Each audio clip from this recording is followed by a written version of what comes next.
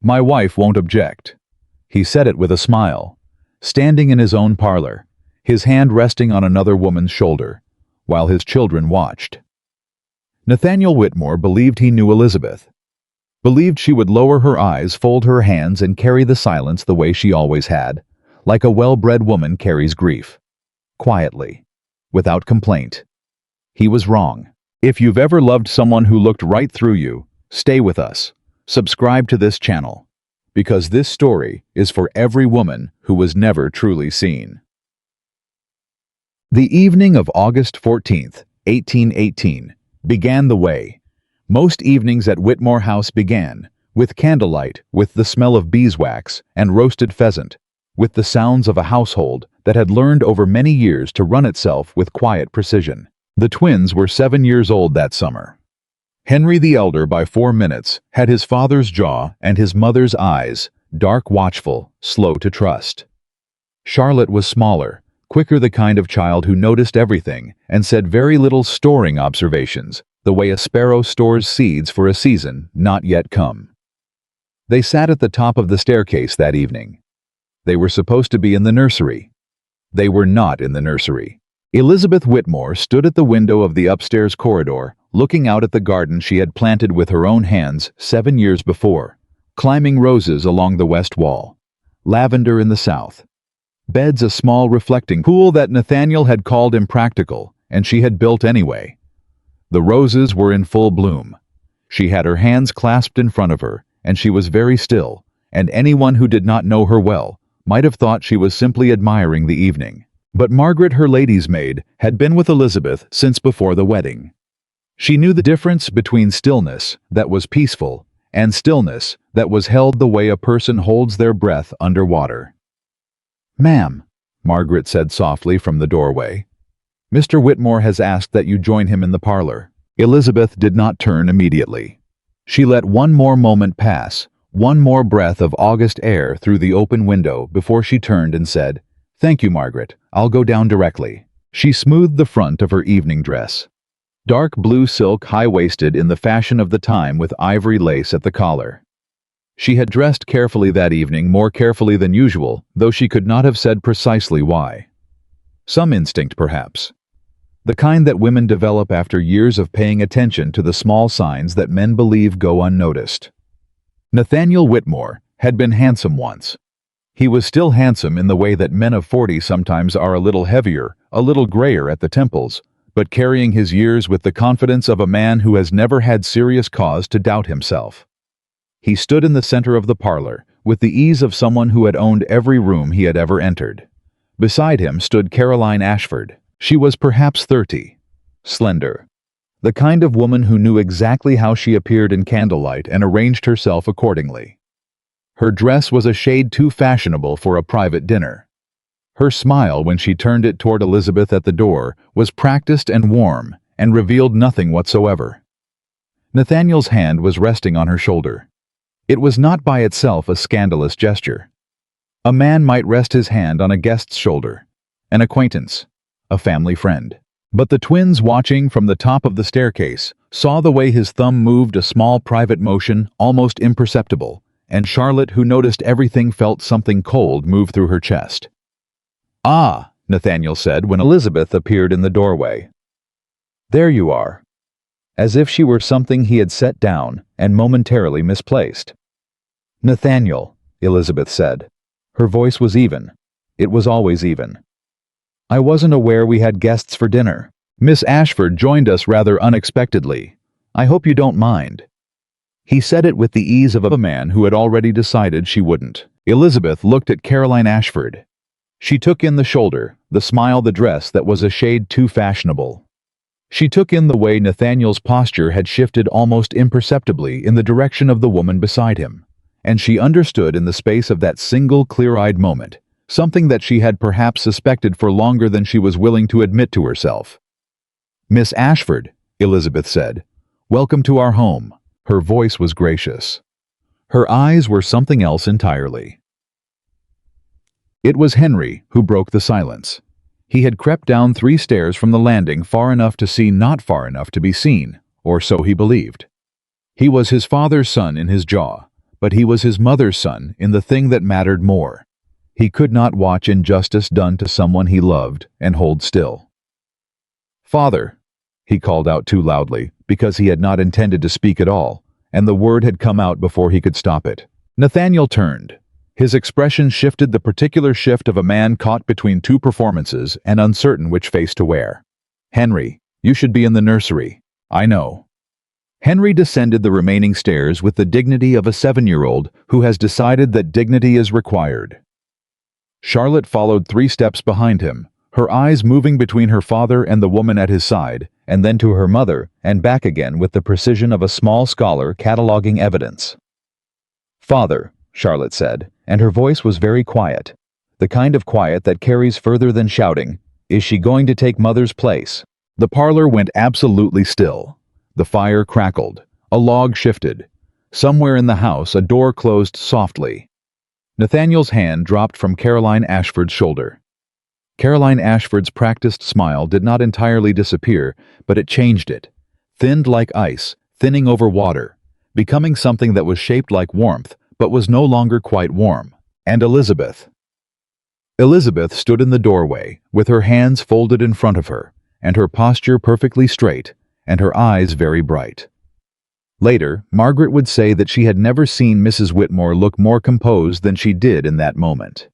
It was the composure of a woman who has been preparing without knowing it for a long time. "Come here," Elizabeth said to her children, and her voice was so steady, so clear, that both of them moved immediately, crossing the room to stand beside her, without another word.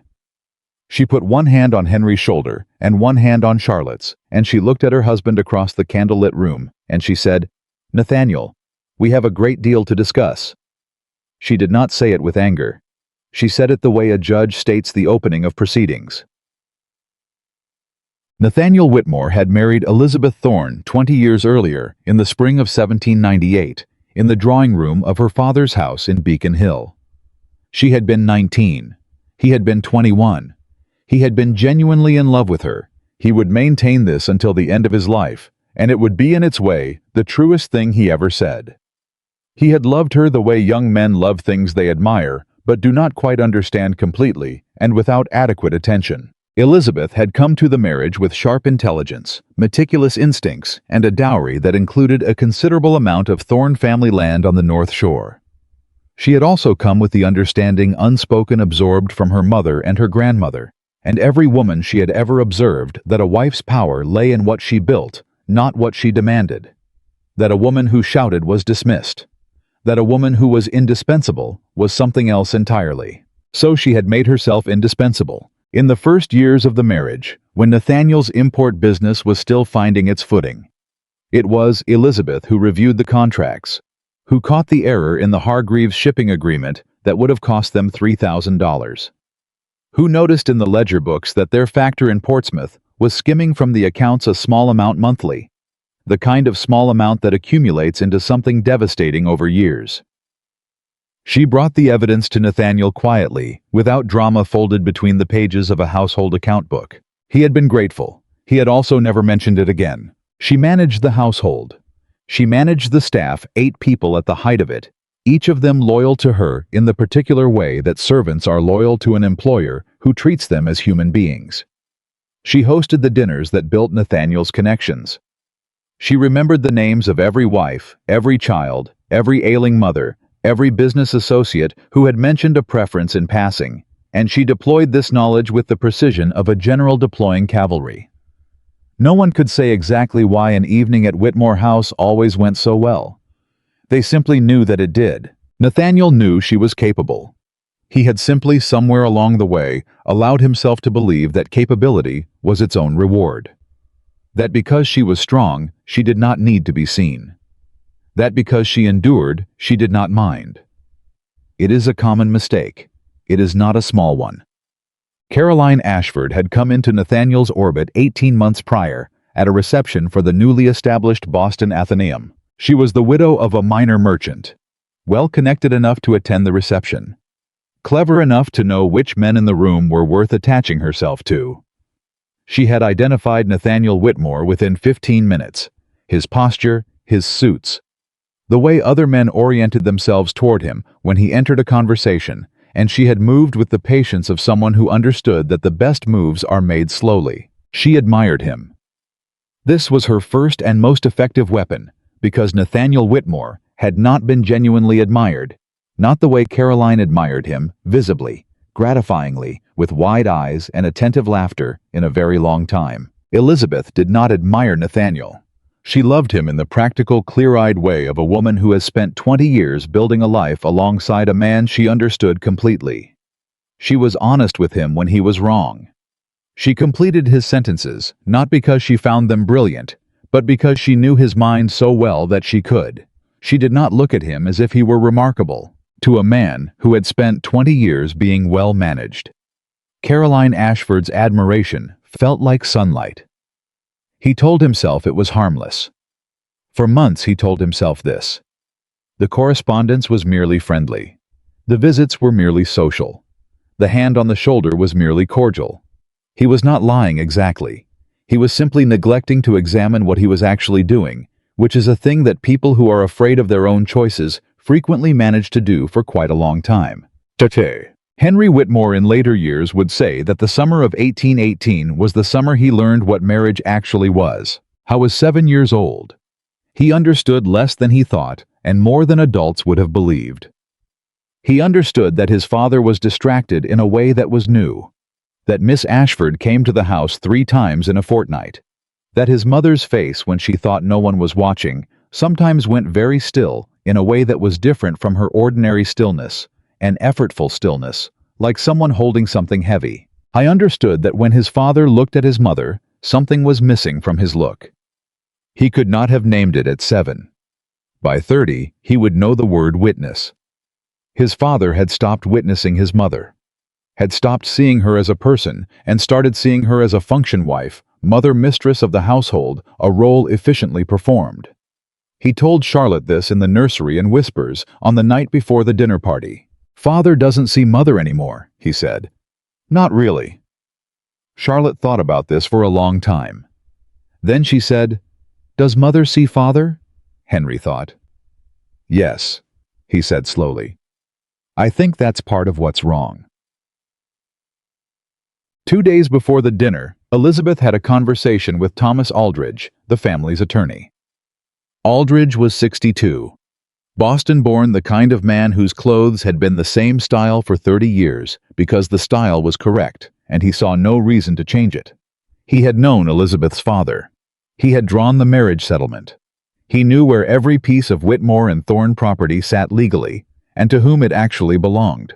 Elizabeth asked him over tea in his office on State Street a series of careful questions. She asked about the mortgage on the North Shore properties that had come from her family, properties that bore her maiden name in the original deed.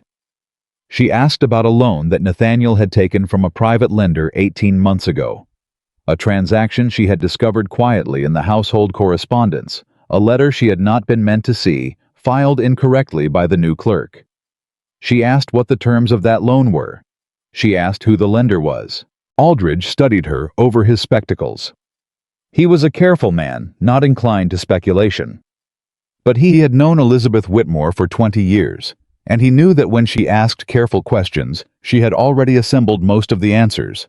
She was confirming, not discovering. "The lender is listed as Ashford Holding," he said, "out of Providence.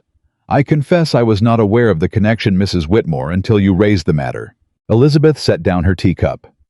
"Ashford," she said, not a question. "Yes, ma'am." "And the terms of the loan?" Aldridge hesitated. Then, because he had known her for 20 years, and because he was fundamentally a man of integrity. "The terms are unusual. The repayment structure includes a clause that would, under certain circumstances, give the lender significant claim over the collateral properties, including the North Shore land." Elizabeth was quiet for a moment. "The properties that are mine," she said. "Yes, ma'am. By the original deed." She looked out the window. Then she said very calmly, "Thank you, Thomas. That's everything I needed." She did not go home immediately. She walked along the waterfront for an hour alone, which was not entirely proper for a woman of her station, and which she did not care about in the least. The harbor smelled of salt and tar and fish and rope. Working vessels moved on the water. Men called to one another across the docks. She had been building a life for 20 years. Managing, maintaining, preserving, improving.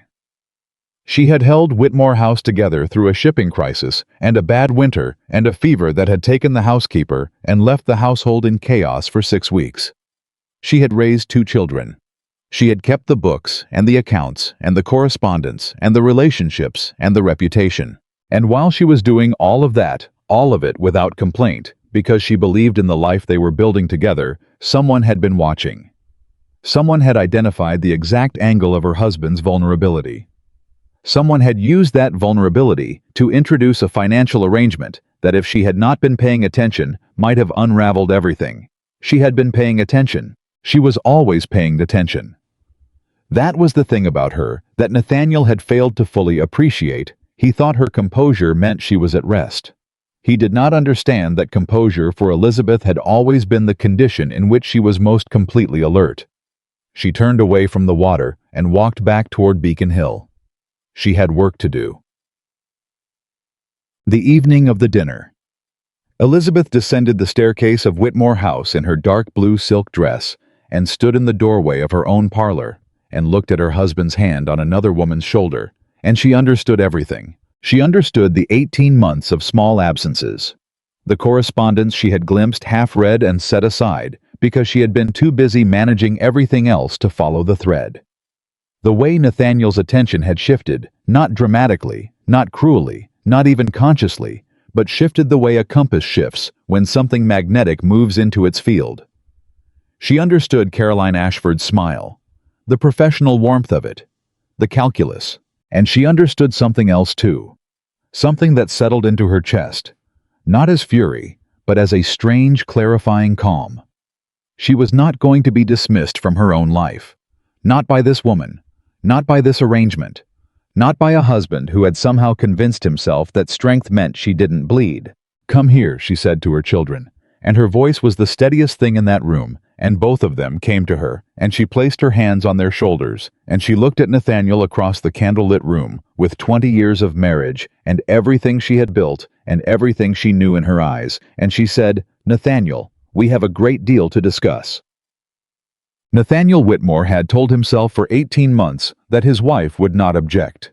He had told himself she was too sensible, too composed, too occupied with the household and the children and the management of a life she seemed to have arranged to her satisfaction. He had told himself that a woman who ran things as efficiently as Elizabeth did must on some level prefer to be left to run them. That she did not require the attention he was increasingly directing elsewhere. He had told himself she was strong enough not to need him. He had mistaken strength for indifference. He had mistaken silence for consent. Standing in his parlor that August evening, watching his wife's hands rest on his children's shoulders, watching the steadiness of her eyes, Nathaniel Whitmore felt something he had not felt in a very long time. He felt afraid, not of Caroline, not of the dinner or the awkwardness or the social consequence.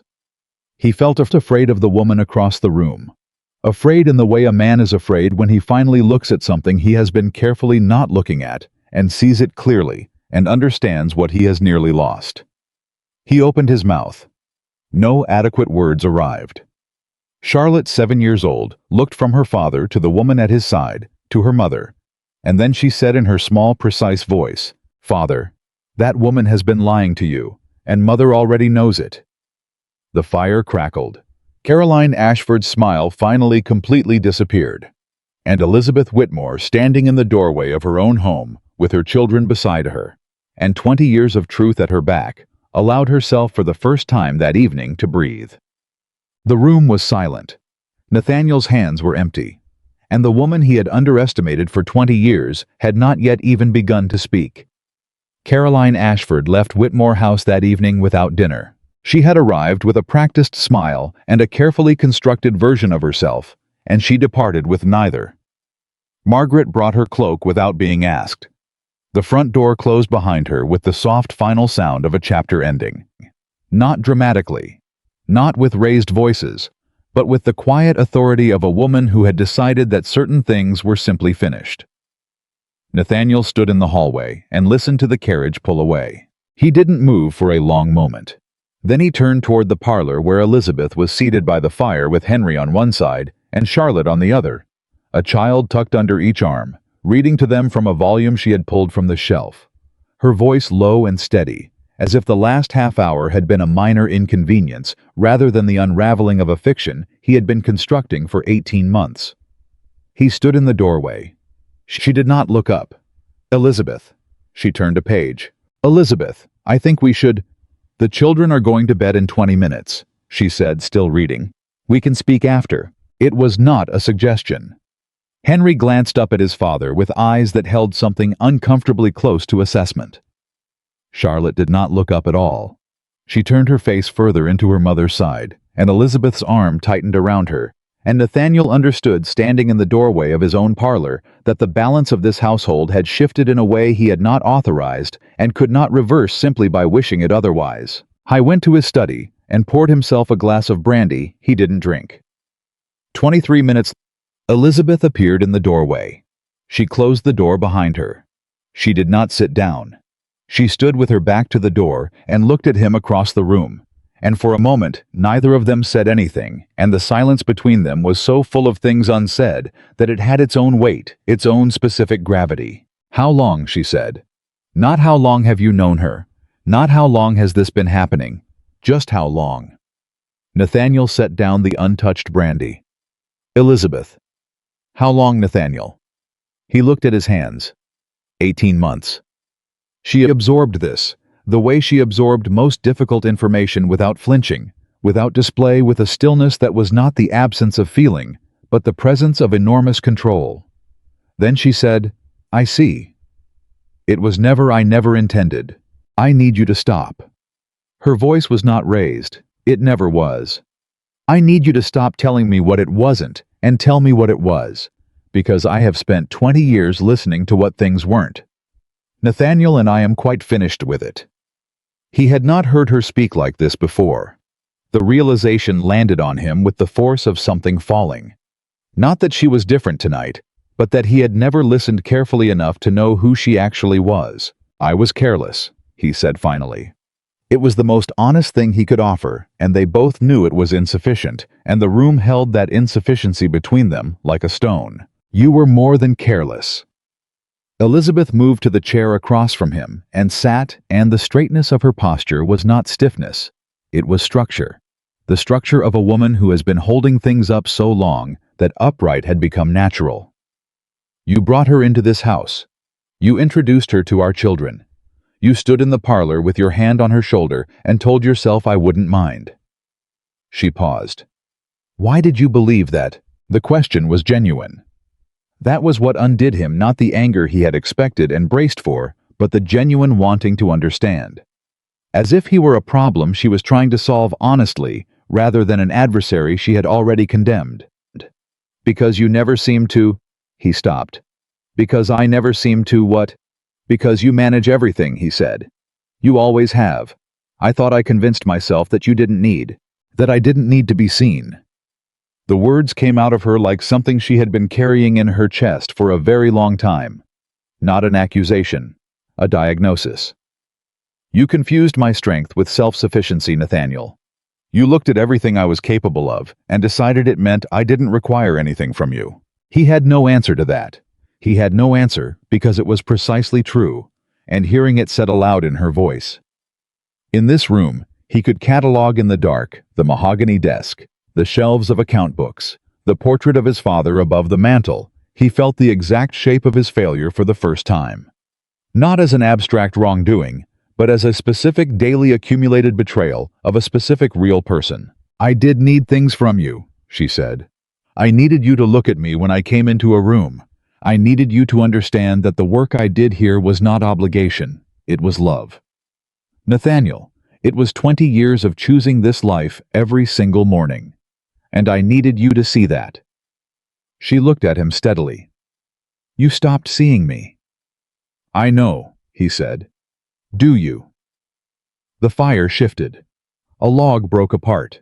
The room went a shade darker. "I know," he said again, And this time his voice was stripped of everything that was performance or defense or justification, and what was left underneath was something that might have been the beginning of genuine understanding, if it was allowed to be. Elizabeth sat with that for a moment. Then she said, "There are other things we need to discuss." Her tone had changed, just slightly, the way temperature changes when a front moves through. The personal had not ended, but something else had arrived alongside it. "The loan from Ashford Holding," she said. Nathaniel went very still. "I spoke with Thomas Aldridge 2 days ago." She folded her hands in her lap with the precision of a woman conducting a meeting. "He explained the repayment terms to me, specifically the collateral clause." The color that had been in Nathaniel's face during the previous conversation drained out of it with remarkable speed. "Elizabeth, the North Shore properties are mine," she said. "By the original deed, my father's land, my family's land. And you pledged them as collateral without telling me to a holding company that bears the same name as the woman you just introduced to our children." The silence this time was a different kind entirely. "I didn't know," he started. "Which part?" Her voice was sharp now, precise as a blade, and he felt its edge. "That the holding company was connected to Caroline Ashford, or that you owed anyone, a debt secured against property that belongs to me." "Both," he said. Then after a moment, "I didn't know about the connection. The loan was arranged through an intermediary, a man named Fellows out of Providence. I had no reason to, Elizabeth, I swear to you, I did not know whose money it was." She studied him. She was extraordinarily good at reading him. 20 years of watching the particular architecture of his face had given her a fluency in his expressions that he had never quite recognized. She was reading him now. "I believe you," she said. "That you didn't know. I believe it was worse than deliberate. Actually, I believe you simply didn't ask the right questions. Because you were—" She paused, choosing occupied. The word landed. He deserved it. "What is the total of the debt?" $11,000. Elizabeth's eyes didn't move. "And the terms of the collateral clause?" "If the loan is not repaid in full within 60 days of any default event." "And what constitutes a default event?" "Any payment more than 30 days late. Any transfer of property without the lender's consent. Any—" He stopped. He looked at his wife with the expression of a man who has finally read a document he should have read 18 months ago. "Elizabeth." "Yes," she said. "I see you understand the problem. The problem was that the loan was structured not like a normal commercial debt, but like a trap. A trap with very specific teeth. The collateral clause could be triggered with relatively modest cause, and when triggered it gave Ashford Holding, gave Caroline Ashford legitimate legal claim over the North Shore properties, over Elizabeth's land, over the foundation on which the Whitmore family's financial stability actually rested." "She planned this," Nathaniel said slowly. "She planned something," Elizabeth agreed. "Whether it was this precise outcome from the beginning, or whether she adapted her approach as the circumstances developed, I don't know yet. What I know is that the arrangement as currently constructed is not accidental." She stood. "I've had Aldridge review the documentation. He believes there are grounds to challenge the validity of the collateral clause on the basis that I, as co-owner of the underlying property, was not party to the agreement. He is preparing a brief." Nathaniel stared at her. "You already—" "2 days ago," she said. "Yes." He sat in his chair in his study, surrounded by evidence of everything he had failed to pay attention to, and he looked at the woman across from him. The woman he had been telling himself would not object, and he understood with the particular clarity that arrives too late that she had never been someone who needed his permission to act. She had simply for 20 years acted in concert with him, because she had believed they were building something together. She was still willing to do that. She was sitting in his study at 9 in the evening telling him what she had done and what she planned to do next, because she believed in that partnership enough to fight for it, even from the inside of her own wound. He did not deserve that. He knew he did not deserve it. And the knowledge of his own unworthiness did not sink him into self-pity, because Elizabeth was not the kind of woman who produced self-pity in others. She produced reckoning. "What do you need from me?" he asked. It was the first time in 18 months that he had asked her that question. maybe longer. She heard what it cost him and what it meant, and something in her face softened fractionally, like the first thaw after a very long winter. "The correspondence between you and Fellows," she said. "Every letter, the original loan documents, any receipts of payment, any notes, any record of the conversations, everything. You'll have it in the morning." "Tonight," she said. He rose from his chair and went to the cabinet behind his desk. She watched him open the drawer, pull out the file, set it on the desk between them. And then she sat back down, and she opened the file, and she began to read. And that was the second hour of that night, two of them at the desk, his wife reading documents by firelight, making notes in the margin of a small leather notebook she had produced from somewhere with the focused efficiency of a woman who was very good at exactly this kind of thing, and had always been very good at it, and had never once been adequately thanked for it. Nathaniel watched her work. He thought about 18 months. He thought about Caroline Ashford's smile the way it had felt like warmth when it was actually information useful, targeted, deployed. He thought about Elizabeth's hands the way they moved through papers with the certainty of long practice. He had told himself she didn't need to be seen. He had been wrong about that in every direction simultaneously. Around midnight, she set down her pen. "There's a letter here from Fellows dated November of last year," she said. "He refers to discussions with a business partner in Boston regarding the collateral structure. He doesn't name the partner." "Caroline, almost certainly, but almost certainly is not sufficient." She looked up. "I need to know if you have any other correspondence with Caroline Ashford herself. Anything in which she referenced the loan, the properties, any financial matter whatsoever." Nathaniel's jaw tightened. Then he reached across the desk, opened a different drawer, and produced a small bundle of letters tied with a black ribbon. Elizabeth looked at the ribbon, at the letters, at her husband. She did not say anything for a moment. Then she said, "Thank you for not lying to me." She untied the ribbon. The letters were 37 in total. She read every one of them that night.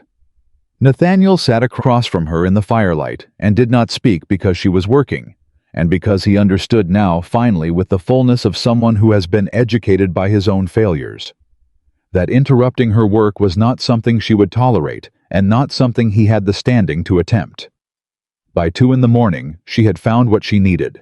A letter from Caroline to Nathaniel, dated March 1818, referenced in passing a conversation about the Whitmore properties on the North Shore, framed as admiring, as interested, as the kind of question a woman asks when she is cataloging assets. At the time, Nathaniel had read it as flattery, and responded with the careless candor of a man who believes himself to be in private correspondence. He had told her the rough total value of the North Shore land. He had mentioned that it was in his wife's name, but that he managed all the family's financial affairs. He had said in language that made Elizabeth's hand still over the page, "Elizabeth handles the social side of things and leaves the business to me." Elizabeth read the line twice. Then she set the letter down with great care, as if it were fragile, as if handling it roughly might damage something. "She knew exactly what she was doing," Elizabeth said. "She knew the properties were mine. She knew you believed you controlled them. And she structured the loan to exploit the space between what was legally true and what you assumed." "She used me," Nathaniel said. "Yes." Elizabeth looked at him. "You were not an entirely unwilling participant in that use." He closed his eyes, opened them. "No, I wasn't." The fire had burned low. The house was quiet in the deep way that houses are quiet in the small hours, a different quiet than evening, more absolute, more honest. In that quiet, Nathaniel Whitmore looked at his wife across the desk, where she had just spent 4 hours dismantling a trap that had been built around the life she had spent 20 years constructing, and he felt something that was not yet atonement, but was perhaps the first real precondition of it. Honest shame, not the shame of being caught.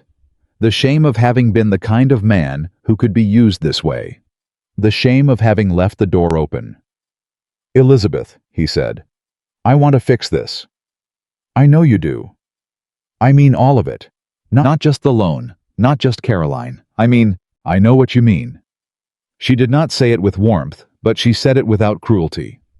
She was above all things a fair woman. But wanting to fix it and knowing how to fix it are different things, Nathaniel. And I've spent 20 years watching you confuse the two.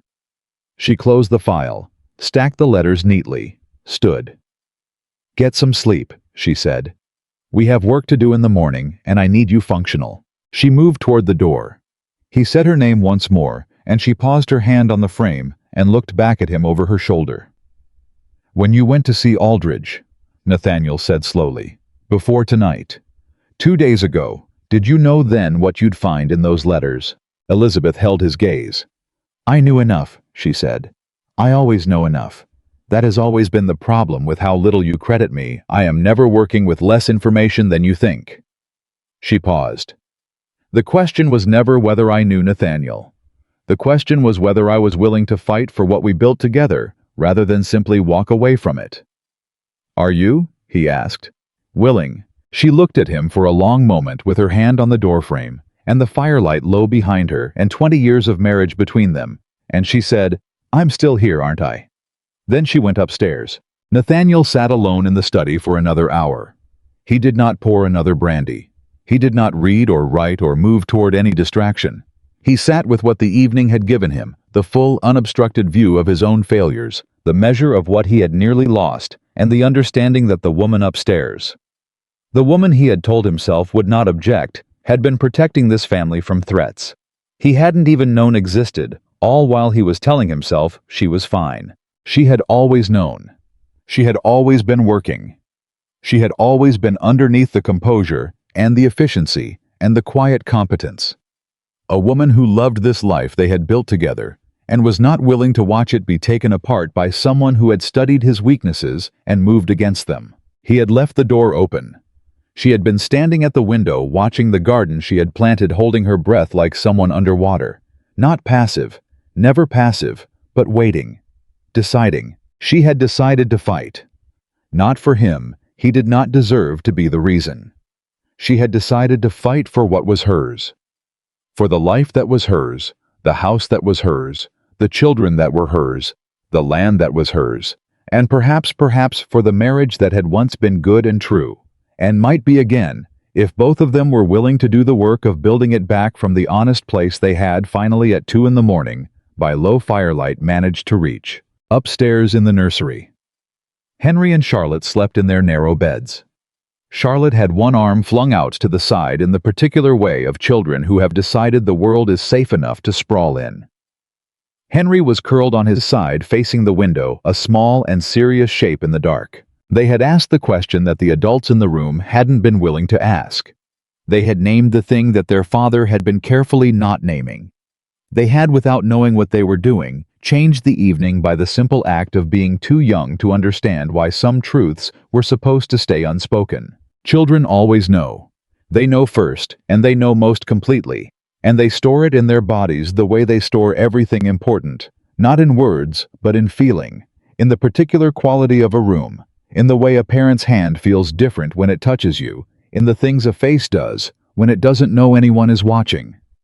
Both of them in their sleep breathed easy. Their mother was awake. Their mother had a plan. Their mother had, in the way that their mother always did things, already begun. That was enough. That had always been enough, even when no one else saw it. The next 3 days moved with the controlled velocity of Elizabeth working toward something. She met with Aldridge twice more. She produced the correspondence she had found, and he took it with the careful hands of a man who understood its value. The letter from Caroline to Nathaniel, the one in which she referenced the North Shore properties, in which she demonstrated knowledge of the collateral that predated the loan by several months, was, Aldridge said, sitting back in his chair, with the expression of a man arriving at an unpleasant conclusion, significant. Significant, Elizabeth repeated. It suggests that the loan was not simply a financial transaction, but a strategy, designed specifically to create a claim against property that the lender knew was not Mr. Whitmore's to pledge. He looked at her over his spectacles. That changes things considerably, Mrs. Whitmore. Yes, she said. I thought it might. There is also the question of what Miss Ashford intends to do with this claim, if and when she attempts to enforce it. She intends to use it as leverage, Elizabeth said. She will not attempt full enforcement. She will hold the threat of enforcement as a mechanism of control. Over Nathaniel, over the properties, over this family. She paused. She made one mistake. Aldridge waited. She assumed I didn't know. Elizabeth opened her notebook to a page of careful notations. Everything she built depended on my not knowing and on Nathaniel's assumption that I wouldn't investigate even if I suspected.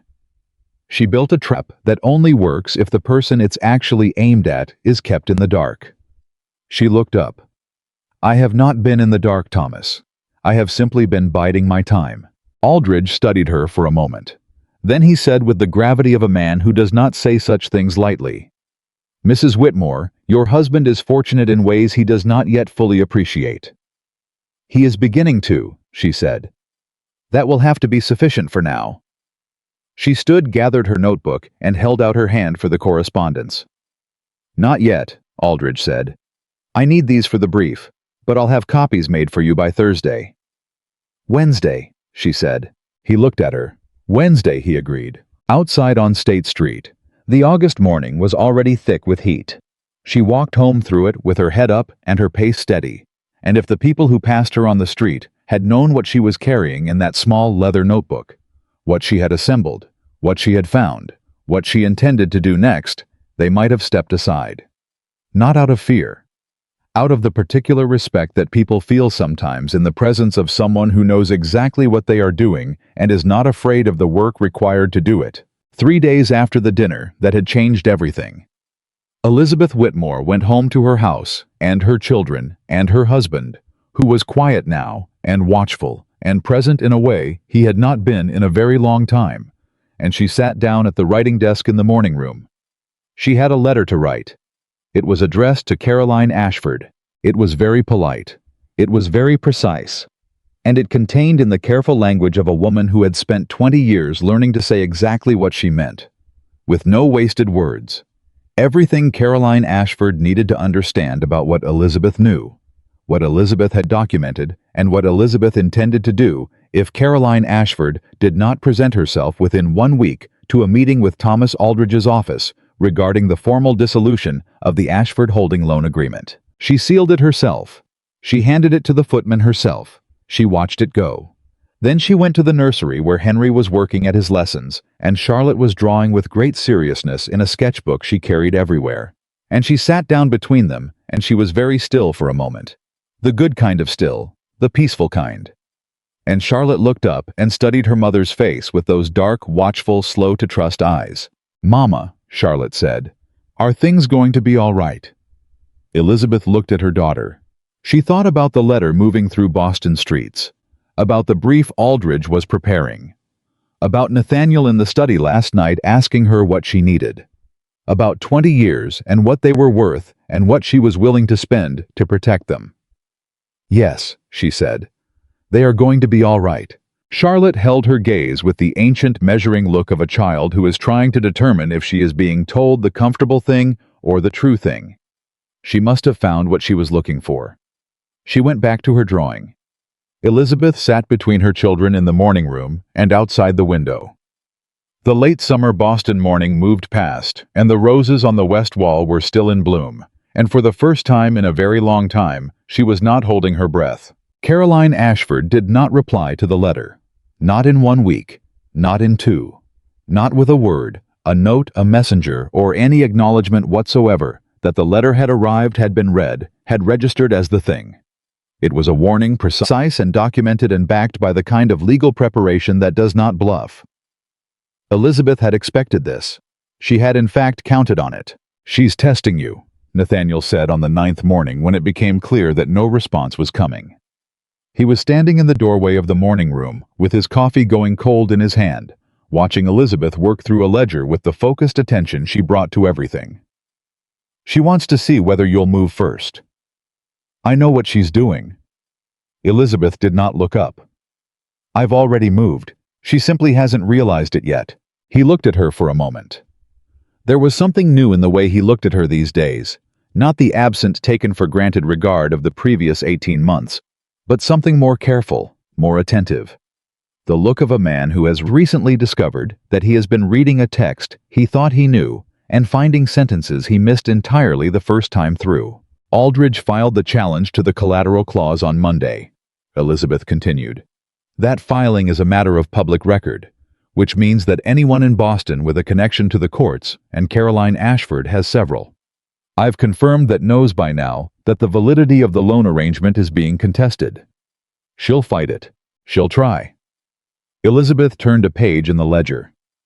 She will find that fighting it is more complicated than she anticipated, because the filing includes a detailed account of the correspondence, including the letter in which she discussed the North Shore properties with you before the loan was arranged, which means that her version of events, that this was a simple business transaction made in good faith, has a significant evidentiary problem. Nathaniel set down his coffee.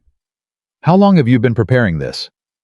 Elizabeth looked up at N, and something moved across her face that was not quite amusement, but was adjacent to it.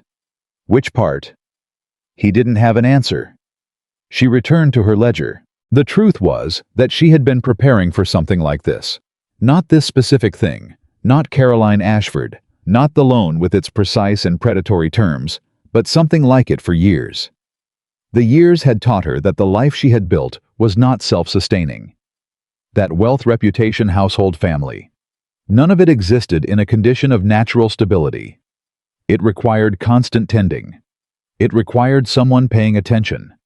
It required someone who understood that the difference between a family that endures and a family that unravels is not fortune or connection or even love, but the daily unglamorous work of paying attention to the things that matter before they become the things that threaten. She had been doing that work for 20 years, in silence largely, without recognition mostly.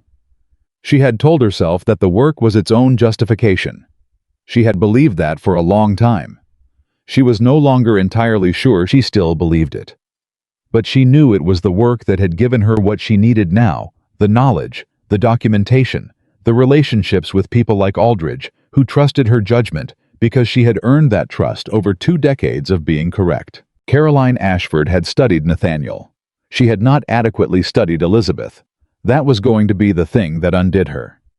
On the 12th day, something happened that Elizabeth had not anticipated. Henry came to her. He came at 4 in the afternoon, when the house was in its quietest hour. Charlotte napping staff occupied Nathaniel at his office on State Street. Henry knocked on the door of the morning room with the deliberate formal knock of a child who has decided that what he is about to say deserves to be treated seriously. "Come in," Elizabeth said. He entered and closed the door behind him. He stood before her desk with his hands at his sides and his jaw set in the way that was entirely his father's, and said, "Mama, I need to tell you something." "All right," she said, and set down her pen and gave him her full attention, which was, Henry had always known, one of his mother's particular gifts. When Elizabeth Whitmore gave you her attention, she gave you all of it. There was no part of her mind somewhere else. "Charlotte and I heard something," he said, "before the dinner, before Miss Ashford came that night. We heard Father talking to Mr. Webb." Mr. Webb was the house steward. Henry had his full name and his attention. "He didn't know we were in the hallway," Henry continued. "We weren't supposed to be there. We were supposed to be upstairs. But we heard him say—" He paused, and Elizabeth could see him summoning the words with the care of someone who has been holding them carefully in his memory for nearly 2 weeks. He said, "Elizabeth is the right kind of woman for a family like this." And then Mr. Webb said something we couldn't hear. And Father said, "She doesn't need the things other women need. She's built differently." And then he said, Henry stopped again. "Go on," Elizabeth said quietly. He said, "Caroline understands me in a way Elizabeth never has." The morning room was very still. Elizabeth did not move for a long moment. She looked at her son, his serious face, his careful eyes, the way his hands had tightened slightly at his sides, because he was not entirely sure what he had just done by telling her this. Whether he had helped or hurt. Whether the truth was a gift or a wound. She reached across the desk and held out her hand. He crossed the room and took it, and she held his hand, the way she had held it when he was 3 years old and learning to walk downstairs. "Thank you," she said, "for trusting me with that." "Are you angry?" he asked. "At you, no. Never. At Father, She looked at her son for a moment. Really looked at him, at the boy who was going to be a man soon, who was watching his parents navigate something complicated and learning from it. One way or another, how marriages worked, how people treated each other, what love looked like in the hard places. "I'm many things," she said honestly. "I don't think angry quite covers it." He nodded. He seemed to find this sufficient, the honesty of it, the lack of performance. He was his mother's son. In this he did not need to be managed or protected from truth. He needed to be respected enough to receive it. "There's something else," he said. She waited. Charlotte heard Miss Ashford talking. At the Alderton garden party, 3 weeks before the dinner, he held Elizabeth's gaze with the steadiness of someone delivering a report. Charlotte was behind the hedgerow. She wasn't supposed to be there either. Of course she wasn't. Charlotte was never supposed to be anywhere she was, and always was anyway. Miss Ashford was talking to a man Charlotte didn't recognize. She said, Henry closed his eyes, briefly reciting from memory, because Charlotte had made him memorize it apparently, with the methodical instinct of a 7-year-old who had understood that what she heard mattered. "The properties will come to us cleanly if the husband cooperates, and he will cooperate because he does not wish his wife to discover the extent of the situation. Men like Whitmore always cooperate. They are more afraid of their wives' knowledge than their wives' absence." Elizabeth was very still. "Charlotte told me the next day," Henry said. "I told her we had to tell you. She was afraid it would make things worse. I told her things were already as worse as they were going to get, and the only direction now was better." He looked at his mother. "Was I right?" Elizabeth stood up from her desk. She came around it, and she put both her arms around her son and held him with the full, unself-conscious fierceness of a mother who is also deeply proud. And Henry, 7 years old, and trying very hard to be grown about all of this, held on. "You were absolutely right," she said into the top of his head. She released him. She straightened. She turned back to her desk with the expression of a woman who has just received a piece of information that changes the geometry of everything. "Send Charlotte to me," she said. "And Henry, what you and your sister did took courage, both of you. I want you to know that. I went to find his sister." Elizabeth sat down and pulled a fresh sheet of paper toward her and picked up her pen, and for a moment she did not write anything. She sat with what she had just learned. Men like Whitmore always cooperate. They are more afraid of their wives' knowledge than their wives' absence. Caroline Ashford had built her entire strategy on a single assumption that Elizabeth's power was negative, that what Elizabeth had was not strength but the threat of knowledge, and that this threat could be neutralized by keeping her ignorant. She had been wrong about that in the most fundamental possible way. Elizabeth's power was not the threat of knowing. Elizabeth's power was what she did with what she knew. And what she did with what she knew was not punish or expose or destroy. What she did was build. What she was going to do now was make that undeniable. Charlotte arrived within 5 minutes, still slightly flushed from sleep, her sketchbook under her arm, out of habit. She stopped in the doorway and assessed the room, and her mother with those dark, slow-to-trust eyes, checking for the quality of the atmosphere before she entered it. "Henry said you wanted me." "Come in and close the door." Charlotte did both. She sat in the chair Henry had vacated and put her sketchbook on her lap and looked at her mother with complete attention. "Tell me exactly what you heard at the Alderton party," Elizabeth said. "Every word, in order," Charlotte told her. She told her in the precise sequential way that Charlotte did everything, no embellishment, no emotional editorializing, just the words in the order they had been spoken. She had been behind a boxwood hedge. She had crouched down when she heard voices approaching, because she was not supposed to be in the garden unaccompanied. The man she had not recognized was tall, with gray at his temples, and spoke with an accent that was not quite Boston. Caroline Ashford had addressed him as Mr. Fellows. Elizabeth's pen stopped moving. "Fellowies," she said. Charlotte did not understand the significance. "Is that important?" "Very." Elizabeth looked at her daughter steadily. "Charlotte, what Miss Ashford said about the properties about men like father. Do you understand what that meant?" Charlotte considered. "She meant to take things that belong to us," she said. And she thought father would let her because he'd be embarrassed that you found out. 7 years old. 7 years old, and she had understood it with perfect clarity from the moment she heard it. Yes, Elizabeth said. That's exactly what she meant. But you already know. I do. Charlotte absorbed this. Then, so her plan doesn't work anymore. It does not. Something moved across Charlotte's small face. Satisfaction carefully contained the way her mother contained things. Good, she said. And then, I should have told you sooner. I'm sorry I didn't. You told me when you decided it was right to tell me, Elizabeth said. That's what matters. Charlotte nodded. She opened her sketchbook to a blank page and began to draw, which was her way of thinking, and Elizabeth let her. She turned back to the paper on her desk and began writing in earnest. The man Charlotte had not recognized. The man with gray at his temples and an accent not quite Boston. The man Caroline Ashford had addressed as Mr. Fellows. The same Fellows who had arranged the loan. The same Fellows whose name appeared in the correspondence in Nathaniel's files. The same Fellows who had, according to the letter dated November of the previous year, discussed the collateral structure with a business partner in Boston. He had been at the Alderton garden party, which meant he was not some distant intermediary managing things from Providence.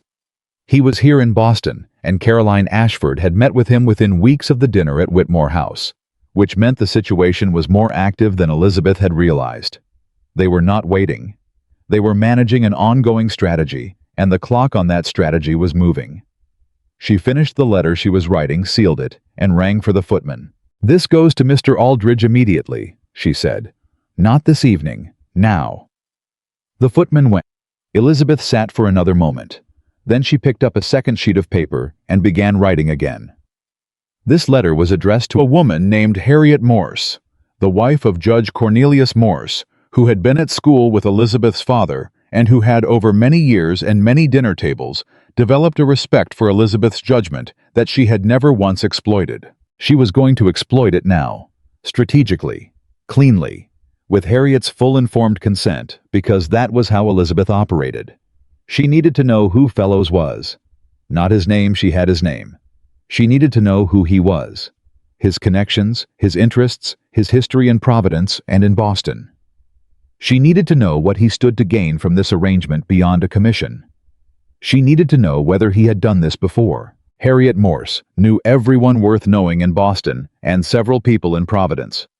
More importantly, Harriet Morse was discreet and had no patience for men who preyed on the finances of families through their husbands' vulnerabilities. Her own first marriage had ended in ruin because of exactly that mechanism. She would understand the situation immediately. She would help. Elizabeth sealed the second letter and rang for the footman again. Then she sat back in her chair and looked at the window.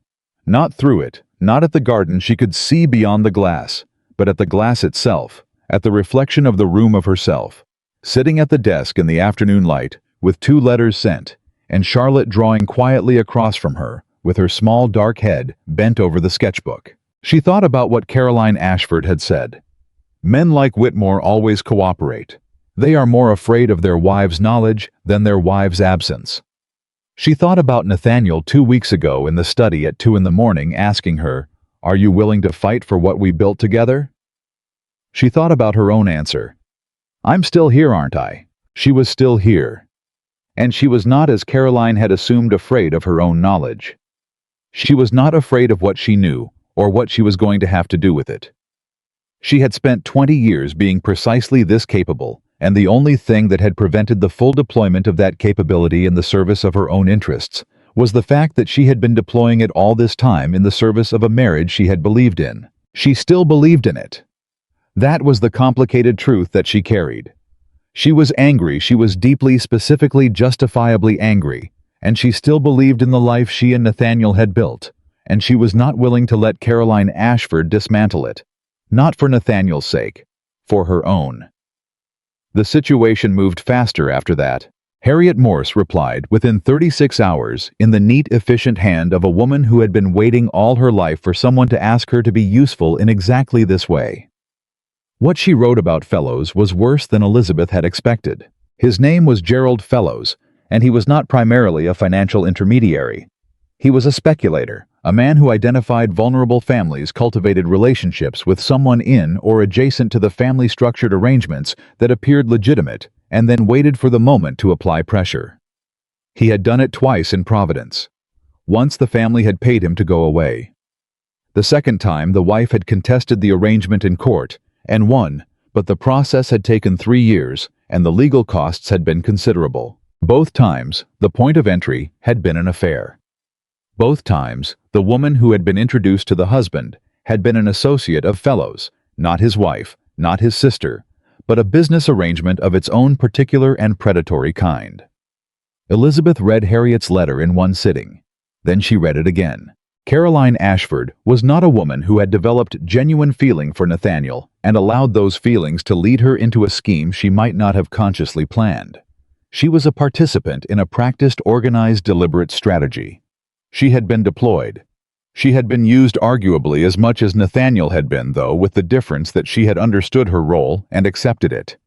She was not the origin of this. Fellows was. Elizabeth set down the letter and sat for a moment with the specific cold clarity of someone who has just understood the full dimensions of a threat that she had previously underestimated. Then she stood up, went to the door of the morning room, and called for Margaret. "Tell Mr. Whitmore I need to see him in the study at 6 o'clock, she said. "It's important." At 6 o'clock, Nathaniel came to the study and found his wife already there. She had arranged the relevant correspondence on the desk in 3 separate groups: the loan documents, the letters from Caroline and Harriet Morse's letter, and she was standing rather than sitting, which told him immediately that whatever she was about to say, it was not going to be a conversation that allowed for the comfort of settled positions. "Sit down," she said. He sat. She put Harriet Morse's letter in front of him. He read it in silence. She watched his face as he read the initial confusion, the shift into concentration, and then the thing that was neither confusion nor concentration, but something rawer, something she had not seen on his face in many years. He set the letter down. "He used me," Nathaniel said. His voice was very controlled. "Yes. He identified me as a target. He identified our family. He brought in—" He stopped, started again. "Caroline was part of this from the beginning. Almost certainly from before the beginning. From before she met you." Elizabeth looked at him steadily. "She may have had no particular feeling about you, Nathaniel. You were a mechanism. The loan was the point. The relationship was the instrument. Howe was quiet for a long time.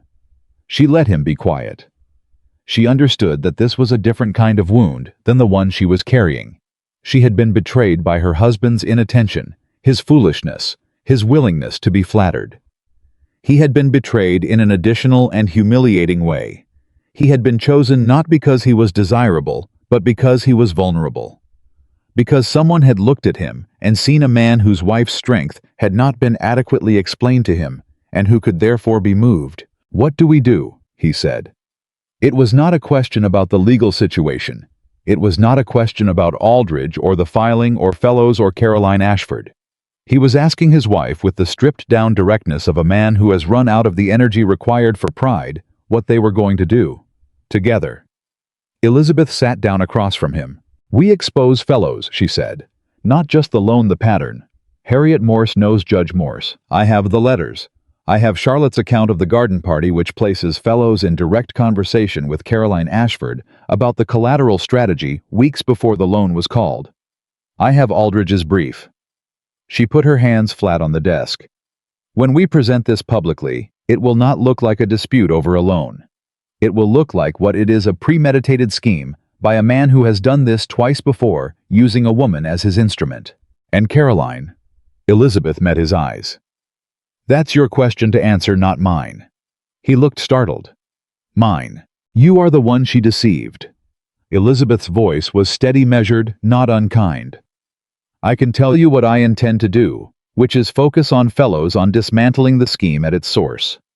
What you do about Caroline Ashford, about the 18 months, about your own part in leaving this door open, that is between you and your conscience."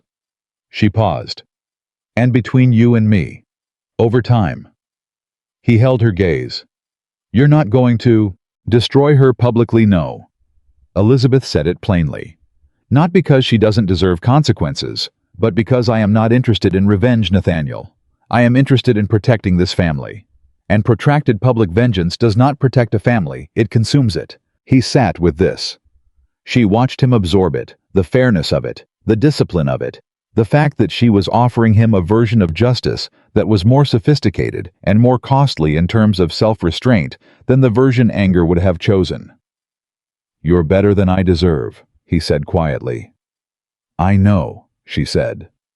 And then, before he could respond, before the moment could tip into sentimentality, that neither of them was quite ready for, "Now, I need you to write a letter." He blinked. "To whom?" "To every member of the Boston Merchants Association who has done business with Fellows in the last 3 years." She slid a sheet of paper across the desk. "I have the list. Harriet got it for me." He looked at the list. Then he looked at his wife. "Elizabeth," he said slowly, "how long have you been planning this?" She picked up her pen. "Since the night of the dinner," she said. "Now write the letter.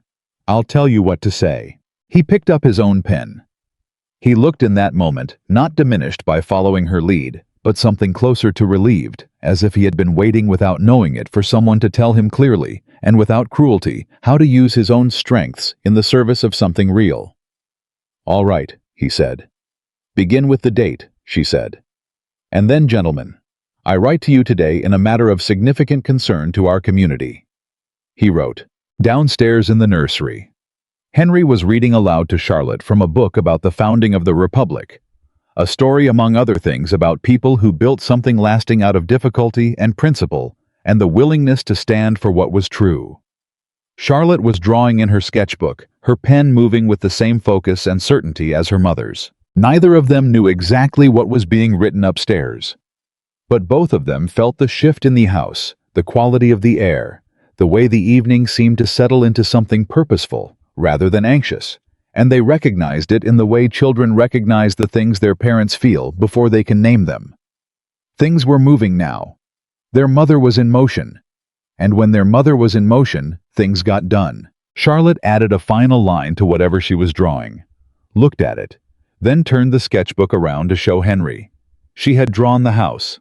Whitmore House from the outside, with the roses climbing the west wall and the reflecting pool in the south garden. In the upstairs window, barely suggested in a few careful lines, was a figure. "That's Mama," Charlotte said. Henry looked at it for a moment. "Why did you draw her at the window?" Charlotte considered. "Because she's always watching," she said. "Even when people think she isn't. She's always watching, and she's always thinking, and she always knows." Henry looked at the small figure in the window of his sister's drawing. Then he nodded. "Yes," he said. "She does." The letters went out on a Thursday. Nathaniel had written them in his own hand. 14 letters to 14 men, members of the Boston Merchants Association, who had in one way or another crossed paths with Gerald Fellows in the last 3 years. Elizabeth had stood beside him while he wrote, not dictating word for word, but guiding the shape of it, the tone, the precise calibration between urgency and restraint that a letter of this kind required. Too alarmed, and it reads as personal grievance. Too measured, and it fails to move anyone. She knew the register.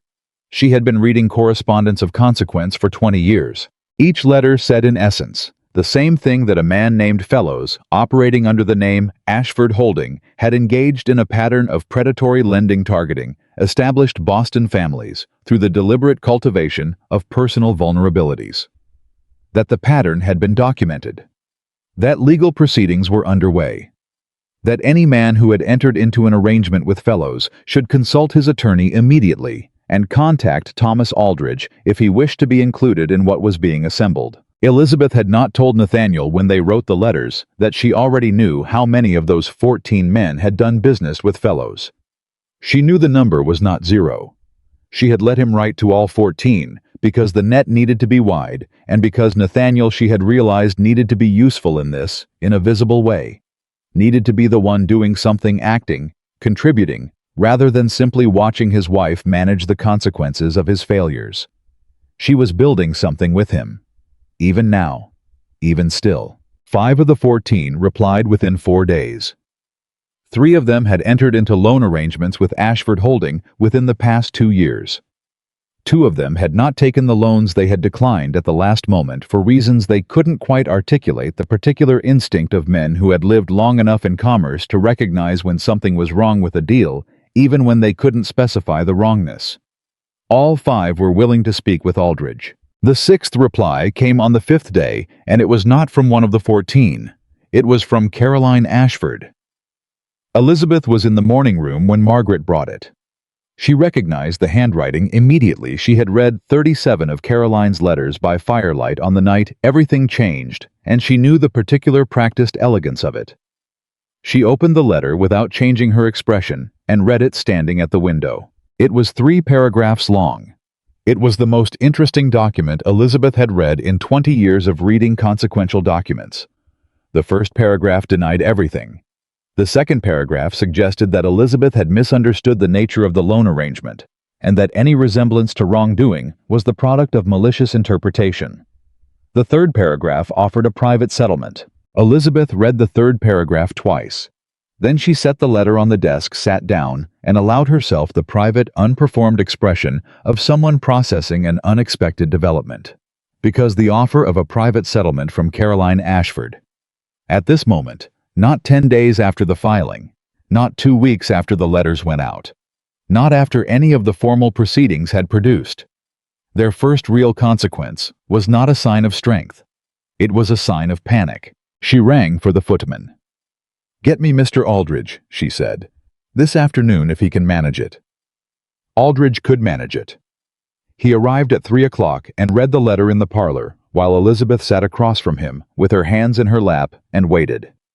He set it down with the careful neutrality of a man schooling his own expression. "She's running," he said. "Yes. Which means something has frightened her beyond the filing." He looked up. "Have you made any other moves I'm not aware of?" "Harriet Morse had a conversation with 2 members of the Providence Bar Association," Elizabeth said. "I asked her to. Apparently Fellows's history there is sufficiently documented to give certain people reason for concern about their own exposure." Aldridge looked at her for a long, measuring moment. "You've been running several lines of this simultaneously. I always work that way," Elizabeth said. He was quiet for a moment. Then he said something he had never said to her in 20 years of professional acquaintance. "Mrs. Whitmore, I owe you an apology." She waited. "I have handled your family's affairs for 2 decades, he said. "I believed I understood this situation. I understood the finances, the property, the legal structure. I did not adequately understand who in this family was actually managing things." He held her gaze. "I should have, didn't." Elizabeth accepted this with a slight nod. "What do we do with the settlement offer?" "We decline it," Aldridge said, "formally, in writing. And in the letter of decline we state that we are willing to negotiate directly with Mr. Fellows, not through Miss Ashford, regarding the full dissolution of the Ashford Holding loan and all related claims. We name Fellows by name. We indicate that we are aware of the Providence situation." He paused. "That will communicate the full extent of what we know. And if Fellows refuses to negotiate, then we proceed to the public hearing and we bring everything we have." He picked up the letter. "But I don't think he'll refuse. Men like Fellows don't fight when they've been fully exposed. They negotiate, they minimize, they extract what they can, and they move elsewhere." Elizabeth looked at him. "I don't want him to move elsewhere," she said. "I want him stopped." Aldridge held her gaze. "That requires a different strategy. A longer one." "I know." She folded her hands. "What does it require?" he thought. "A formal complaint to the courts in both Massachusetts and Rhode Island. Sworn testimony from the other affected families. The documentation from Providence." He paused. "It requires you to be willing to be publicly involved, named, visible." "I'm willing," she said immediately. He had not expected this to be without hesitation. He showed it fractionally. "The social cost of that visibility may be significant. For a woman of your Thomas." Her voice was not unkind, but it was definite. "I have been invisible in this community for 20 years, while my work held up everything that bears my husband's name. I am not frightened of being seen." He closed his mouth, nodded once. "Then we proceed." She walked him to the door herself. On the front step, he turned back and said with the dry precision of a man who spent his professional life dealing in understatement, "This is going to be quite a hearing." "Yes," Elizabeth said. "It is." She closed the door and stood in the hallway for a moment alone. Through the wall she could hear the children's voices from the drawing room. Charlotte's more musical, and Henry's lower and more measured than a boy his age should be already carrying a weight of seriousness that she would have to watch carefully. She would have to make sure he knew it was all right to be 7. It was all right to not carry everything. She went to find Nathaniel. He was in his study, but he was not working. He was sitting in the chair by the window, not at the desk, not surrounded by papers, simply sitting with the particular stillness of a man in genuine interior conflict. When she came in, he looked up, and his face did something complicated. "I've been thinking," he said. "About what specifically? About what Webb said to me." He looked at his hands. "Not what I said to Webb. What he said back to me." Elizabeth waited. "When I said Elizabeth is built differently, when I said those things about you, Webb didn't respond the way I expected." Nathaniel looked up. He said, "Sir, I hope you understand that Mrs. Whitmore is aware of a great deal more than you give her credit for." I dismissed it. I thought he was being sentimental. He paused. "He was telling me the truth. He was the only person in this house who saw you clearly, and I didn't listen to him." The silence that followed was a particular kind. Not the heavy silence of unresolved things, but something thinner, more precise.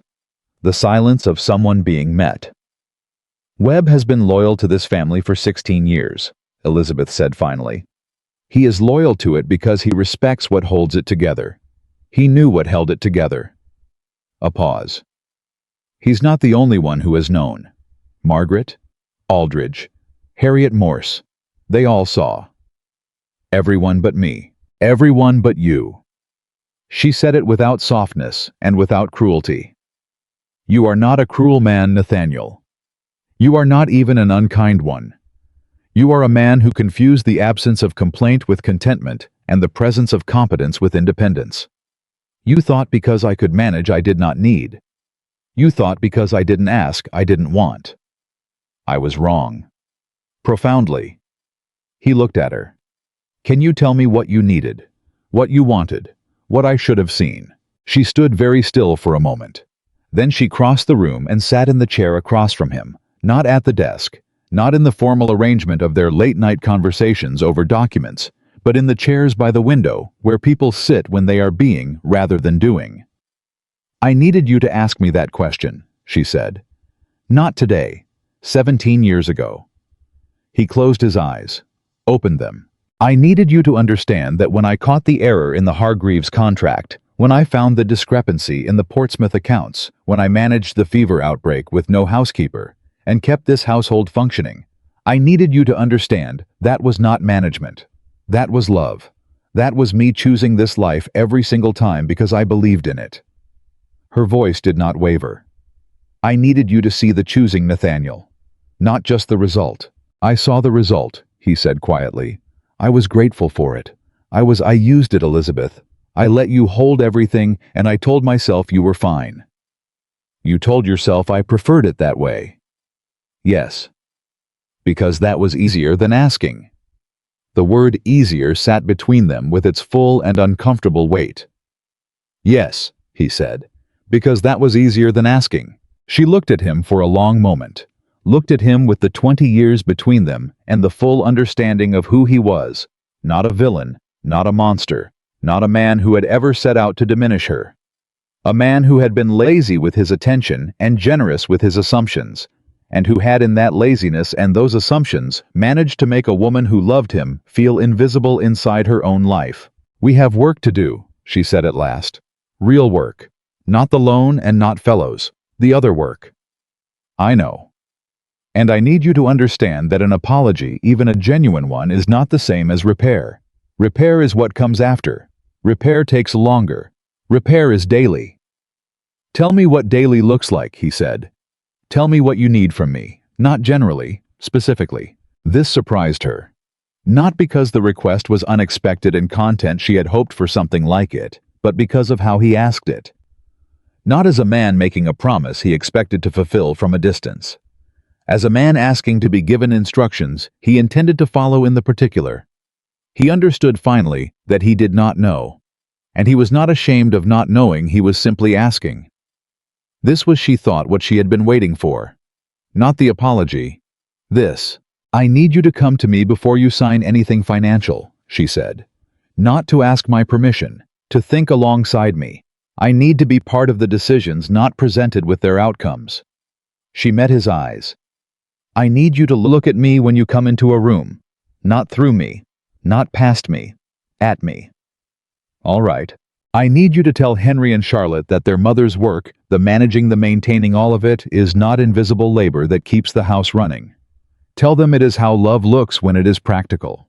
I don't want them growing up thinking that kind of contribution is owed and unremarkable. He nodded slowly.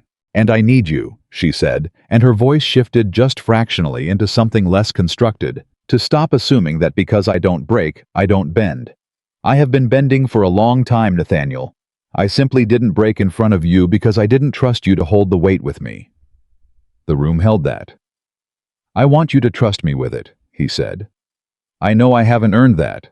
I know I have to earn it. But I want to be the kind of man who can be trusted with it. She looked at him for a long time. Then she said, that's where we begin.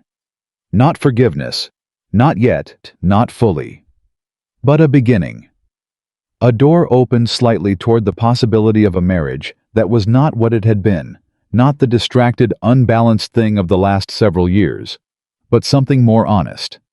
Something built on what they actually were, rather than what he had assumed. The hearing was set for the 15th of September. In the 3 weeks between, Boston moved in its own particular way around the news that something was happening in the Whitmore matter. The Merchants Association talked. The drawing rooms talked. The kind of quiet, relentless social information transfer that Elizabeth had spent 20 years facilitating for Nathaniel's benefit now moved on its own, fueled by the letters, by Aldridge's filings, by Harriet Morse's careful and well-placed conversations. 3 more families came forward. One of them was from Cambridge. One was from Salem. One was from Newburyport, a family named Carver, whose patriarch had 6 months ago been on the verge of losing a significant portion of inherited land through a fellow's arrangement before his daughter-in-law had refused to sign the relevant document and the scheme had stalled. The daughter-in-law's name was Mrs. Louisa Carver. She was 28. She had saved her husband's family from fellows without fully understanding what she was saving them from, operating purely on the instinct that something was wrong with the paperwork. Elizabeth wrote to her directly. Louisa Carver wrote back within 24 hours. They met for tea at Harriet Morse's house and spoke for 2 hours without stopping the conversation, moving with the particular velocity of 2 women who have separately arrived at the same piece of truth and are for the first time speaking about it with someone who already understands. I kept being told I was overreacting, Louisa said. My husband said I was being suspicious without cause. His father said women didn't understand financial matters of this complexity. And what did you say? Elizabeth asked. Louisa looked at her steadily. I said I understood enough to know that a clause which gives the lender claim over property belonging to my family should not be signed without a second opinion.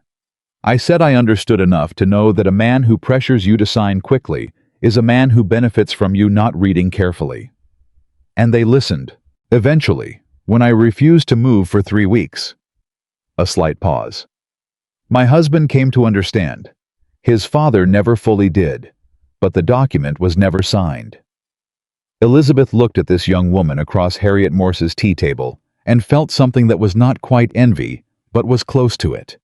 Close to the feeling of recognizing in someone younger the instincts you yourself had always possessed but had taken far too long to fully trust. I'm glad you held firm, Elizabeth said. Someone had to. Louisa looked back at her with the directness of someone who has not yet learned to soften what she means. Mrs. Whitmore, may I ask you something? Of course. How long did you know about your situation before you acted on it? Elizabeth was quiet for a moment. I suspected things for some months. I had evidence, solid evidence, about 2 weeks before the hearing was scheduled. And before you had solid evidence, a longer pause. I knew enough, Elizabeth said at last. I had known enough for longer than I acted on it. I spent too much time trying to make certain that what I knew was real, and not simply what I feared. Louisa nodded. Because we are taught, she said, that what we sense is probably wrong, that we are probably overreacting, that we should be certain before we speak, while men are never required to be certain before they act. The room was quiet. Harriet Morse, who had been sitting at the far end of the table with the expression of a woman listening to a conversation that mattered, set down her teacup. Well, Harriet said, that is the most accurate sentence I have heard spoken in Boston in some years. On the 14th of September, the evening before the hearing, Caroline Ashford left Boston. Elizabeth learned this from Aldridge, who had learned it from Fellows's own attorney, who had contacted him that afternoon, with a message that was in its way the clearest indication yet of how completely the position had shifted. Caroline had gone to her sister's house in Philadelphia. She had her attorney indicated no intention of returning to Boston in the foreseeable future. She would not be present at the hearing. She was prepared to provide a written statement through counsel confirming the terms of the arrangement with Fellowes, if such a statement would be relevant to the proceedings. Nathaniel received this information in the study, sitting across from Aldridge and Elizabeth, and his face moved through several expressions before settling into something that was not quite relief. She's willing to testify against Fellowes, he said slowly. In writing through counsel, Aldridge confirmed. Not in person. Why? Because her position becomes considerably more defensible if she cooperates, Elizabeth said. She was a participant in this, yes, but she is also in a certain reading a woman who was deployed by a man with a long history of using women this way. She understands that the outcome of this hearing is likely to be definitive, and she would prefer to be on the side that determines the terms rather than the side that is determined by them. Nathaniel looked at Elizabeth. Does that anger you? She considered this honestly. It frustrates me, she said finally, because she knew what she was doing. She was not entirely without choice. But, she paused, finding the careful place. I am also aware that the world she operated in gave her very limited options for building security for herself, and that a man like Fellowes would have known exactly how to make those limits work in his favor. That doesn't excuse it. No, it doesn't excuse it. It complicates it. She looked at him. I can hold both of those things. Aldridge cleared his throat. The more pressing matter is Fellowes himself.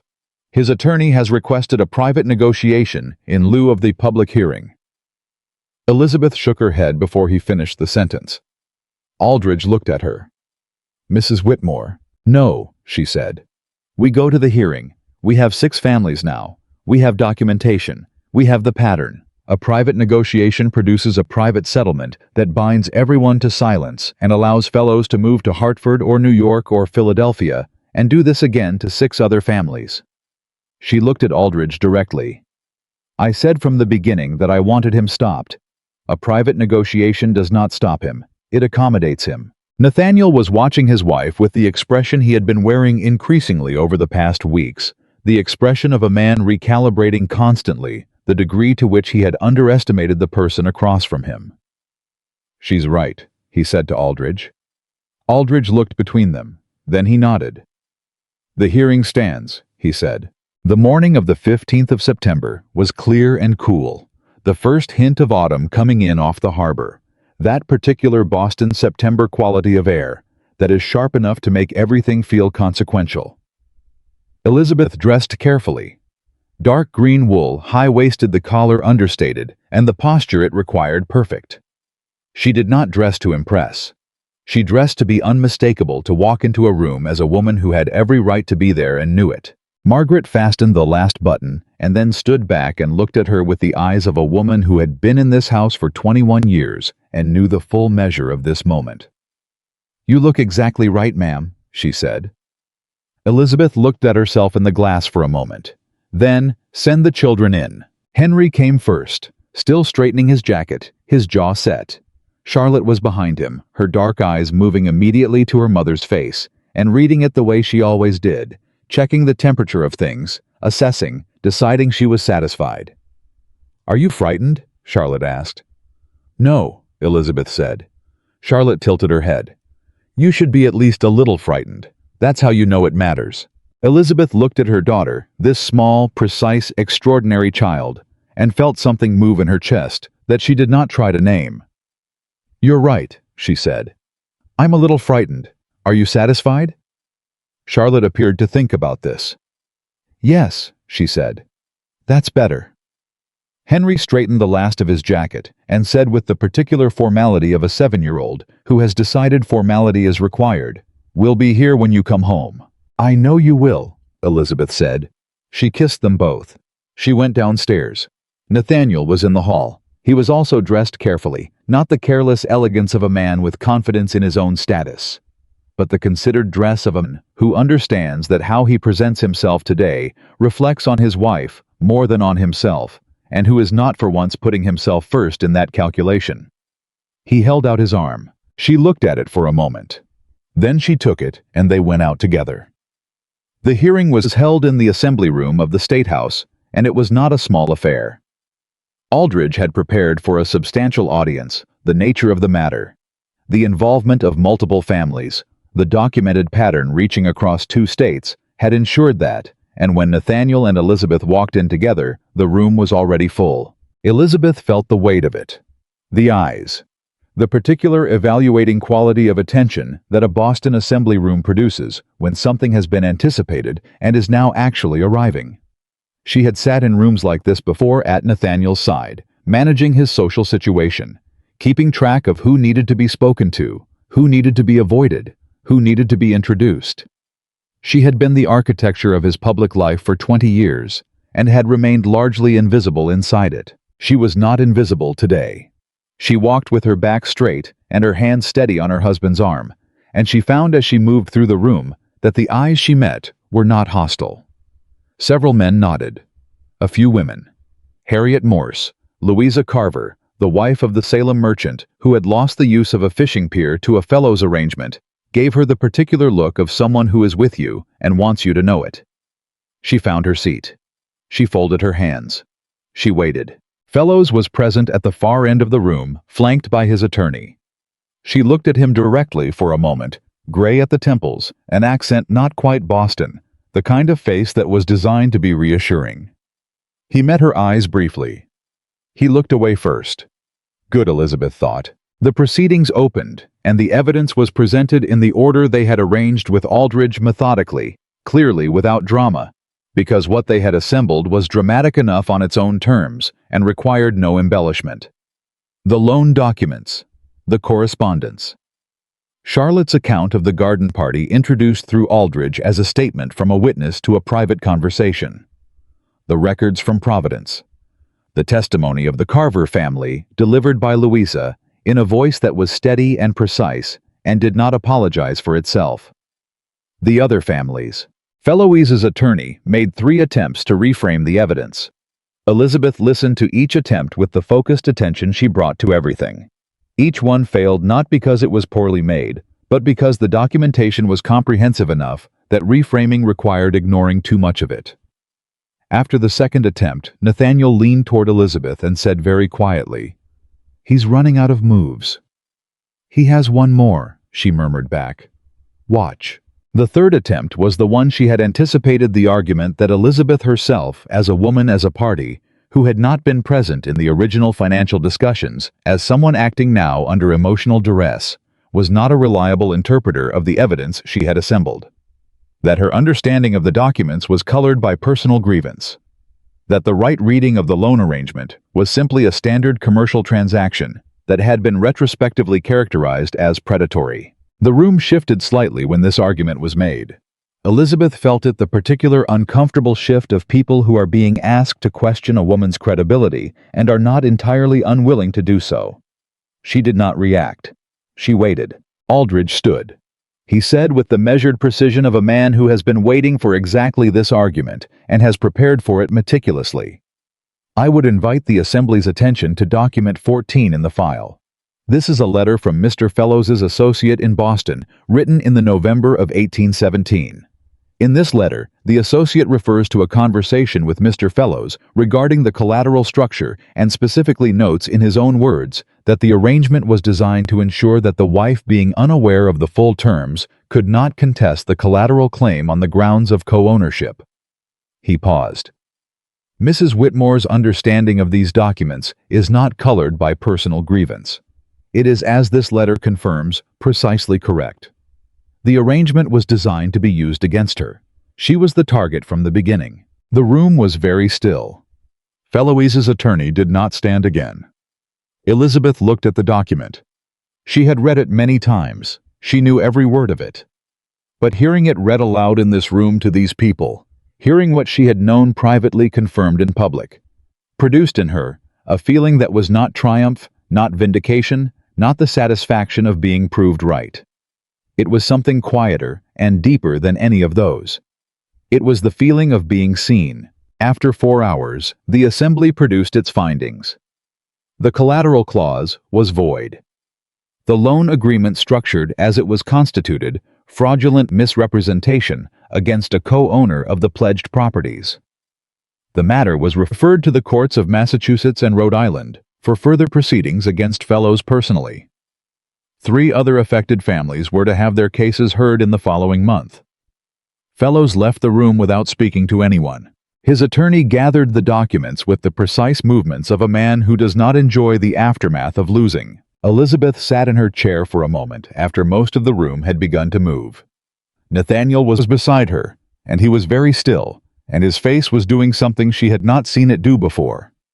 Not the relieved face of a man who has been saved from consequence, but the face of a man who has just watched someone else do something remarkable and understands completely that he was not the one who did it. Harriet Morse appeared at Elizabeth's elbow. "Well done," she said simply. Not effusively, not with the performative warmth of social congratulation. Just well done. One woman to another, clean and direct. "Thank you," Elizabeth said. "For Fellows' Providence history. Without that you would have found another way," Harriet said. "We both know that." Louisa Carver was behind her. "Mrs. Whitmore." Louisa held out her hand, not in the social gloved gesture of women at parties, but directly with the firmness of someone making a commitment of some kind. "Thank you." Elizabeth took her hand. "Thank you for not signing that document," she said. "Because you didn't, they had to move on to the next family, which was us, which led here." Louisa's eyes held hers for a moment. "Do you think there are more families like ours that he's done this elsewhere?" "Yes," Elizabeth said. "Which is why this cannot end here." Louisa nodded. She already understood. That was the thing about her. She was a woman who had trusted her own instincts and been vindicated by them, and she was not going to stop now. On the way home in the carriage, Nathaniel and Elizabeth were quiet for some time. The city moved past outside. The September afternoon was still clear, the light at a long angle. Now the harbor just visible for a moment between buildings. Nathaniel said, "I want to ask you something." She waited. "When you sat in that room today when they read the letter, the one that said you were the target from the beginning." He looked at her. How did that feel? It was the question she had not expected. Not what do we do next, not how did we win, but how did that feel? It was the question of a man who had made a decision sometime in the past several weeks to actually pay attention. She looked at him for a long moment. Then she said, "It felt like finally being allowed to stand up straight." He absorbed this. "I did that to you," he said. "Not just Fellows, I did that. Before any of this began, I did the thing that made you possible to target. I made you invisible and told myself it was because you were capable." "Yes," she said. "You did." "I'm sorry, Elizabeth." Not the sorry of social grace. The sorry of someone who has located the specific place where they were wrong and is looking directly at it without flinching. "I'm genuinely specifically sorry." She looked at him. This man she had married at 19, who had been handsome and confident and in love with her in the careless, insufficient way of someone who has not yet learned to pay attention, and she saw the full arc of 20 years. What they had built, what he had failed to see, what she had carried, what they had nearly lost. "I know," she said. The carriage moved through the Boston streets. "Begin tomorrow," she said. "Not with a grand gesture. Just begin tomorrow. Be present. Ask me things. Listen to the answers." "And today?" he asked. Elizabeth turned and looked at him, and for the first time in a very long time, the looking was not the managing efficient clear-eyed assessment of a woman running calculations. It was simpler than that. It was the look of someone choosing. "Today," she said, "take me home." He took her home. That was all it was. That September evening, a carriage ride through Boston streets, the light going long and amber, and Nathaniel holding open the door at Whitmore House and standing aside, not with the absent courtesy of a man performing a habit, but with the deliberate attention of a man who has decided to be present for every small thing. Elizabeth noticed. She noticed the way she always noticed everything quietly, without comment, filing it under things that matter, that are not yet things I trust. Henry and Charlotte were waiting at the top of the stairs. Charlotte had her sketchbook tucked under her arm and her expression composed in the particular way that meant she had been worried and was now deciding whether the worry had been warranted. Henry was simply watching his father's jaw. His mother's eyes, that old soul quality that had always made Elizabeth want to protect him from growing up too fast. "Well," Charlotte said. "Well," Elizabeth said, coming up the stairs and cupping her daughter's face briefly in both hands. "It is done." Charlotte studied her mother's eyes the way she always did, looking for the true answer behind the spoken one. Whatever she found there satisfied her. She turned and went back toward the nursery without ceremony, already opening her sketchbook. Henry waited one more moment. "Did he have to leave Boston?" Henry asked. "Fellows." Elizabeth looked at her son. "The courts will decide that. But he will not be operating here the way he has been. That much is certain." Henry nodded slowly, the nod of someone filing information for later consideration. Then he looked at his father, a long, measuring look that no 7-year-old should have been capable of, but that Henry produced with complete naturalness, and said, "Are you going to be different now, Father?" The question hung in the hallway. Nathaniel met his son's eyes and did not look away, and did not manufacture a reassuring answer out of thin air. "I'm going to try," he said. "Every day. Is that sufficient?" Henry considered this with the seriousness it deserved. "It depends on the trying," he said. Then he went to find his sister. Elizabeth watched him go. She stood in the hallway with the day's weight on her, the hearing the room full of people. The letter read aloud the verdict, all of it, and she felt for the first time in months, not the controlled tension of a woman managing a crisis, but something much simpler. She felt tired. Genuinely, honestly tired. The kind of tired that is only available to someone who has been carrying something enormous and has finally been allowed to set it down. Nathaniel stood beside her. He did not try to fill the quiet. "Go rest," he said. "I'll speak to the staff." She looked at him. This also was new, not the instruction, but the manner of it. Not "you should rest," with the faint implication that she was fragile. Not the management of her the way she had always managed everything. Just go rest. I'll handle this. The simple offer of a man who has finally understood that a partnership requires both people to sometimes carry and sometimes be carried. She went upstairs. She did not in fact sleep. She sat by the window of their bedroom and looked at the garden, the roses still holding their late-season color, the reflecting pool she had built against Nathaniel's opinion, the lavender beds going silver in the evening light, and she let herself exist simply inside the life she had fought for. She had won today. She knew she had won. And yet winning, she discovered, did not feel the way she had imagined it would feel when she was sitting in Aldridge's office, when she was reading Harriet Morse's letter about fellows, when she was writing the letter to Caroline that had never been answered. Winning felt quieter than she expected. It felt more like a door opening than a wall coming down. What was on the other side of the door was not celebration. It was work. Different work than the work she'd been doing. Not the urgent defensive work of protecting what existed, but the slower, more demanding work of building what had never quite been. She was not sure she was ready for it. She was not sure Nathaniel was ready for it. She was not sure any of it would work. She was sure she was going to try. That distinction she had decided some years ago was the only one that actually mattered. The weeks after the hearing moved with a different quality than any weeks Elizabeth could remember in recent years. There's not the anxious forward momentum of the previous months, but something with more texture, more interruption, more presence. Nathaniel began doing a thing that was so small it should not have mattered as much as it did. He started asking questions at dinner. Not general questions. Not the polite social questions of a man going through the motions of conversation. Specific questions. He asked Elizabeth about the ongoing correspondence with Aldridge regarding the courts in Rhode Island. He asked about Louisa Carver, how her situation had resolved, whether her husband had fully understood what she had done. He asked about the lavender in the south garden and whether it needed to be cut back before frost, and he asked it not because he knew anything about lavender, but because he had walked through the garden that morning and noticed it and thought to ask. He asked Charlotte what she was drawing. He sat beside her and actually looked at the sketchbook page by page with the focused attention of someone genuinely trying to understand what he was seeing. He asked Henry what he thought about things. Not what he was learning in his lessons, what he thought. About the harbor, about the ships, about why some men became merchants, and some became lawyers, and some became neither, and whether Henry had any opinions on the matter. Henry, who had been waiting his entire 7-year-old life for someone to ask him that question, with genuine interest, talked for 45 minutes without stopping.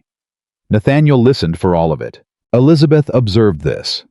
She observed it the way she observed everything carefully, without announcement, from the corner of her attention that was always alert, even when the rest of her was occupied elsewhere. She did not remark on it to Nathaniel directly. The moment she remarked on it, it would become a thing he was doing for her approval, rather than a thing he was doing because it was right. She understood the difference. She had always understood the difference. She simply waited and watched and measured. The measure was not whether he was perfect. The measure was whether he was consistent. 3 weeks after the hearing, he was not perfect. He signed a contract with a Portsmouth shipping agent without consulting her first, caught himself mid-signature, set down the pen, and sent a message asking her to come to the study. She read the contract. She identified 2 clauses that were ambiguous in ways that could become costly. He revised them before signing. He did not make a speech about it afterward.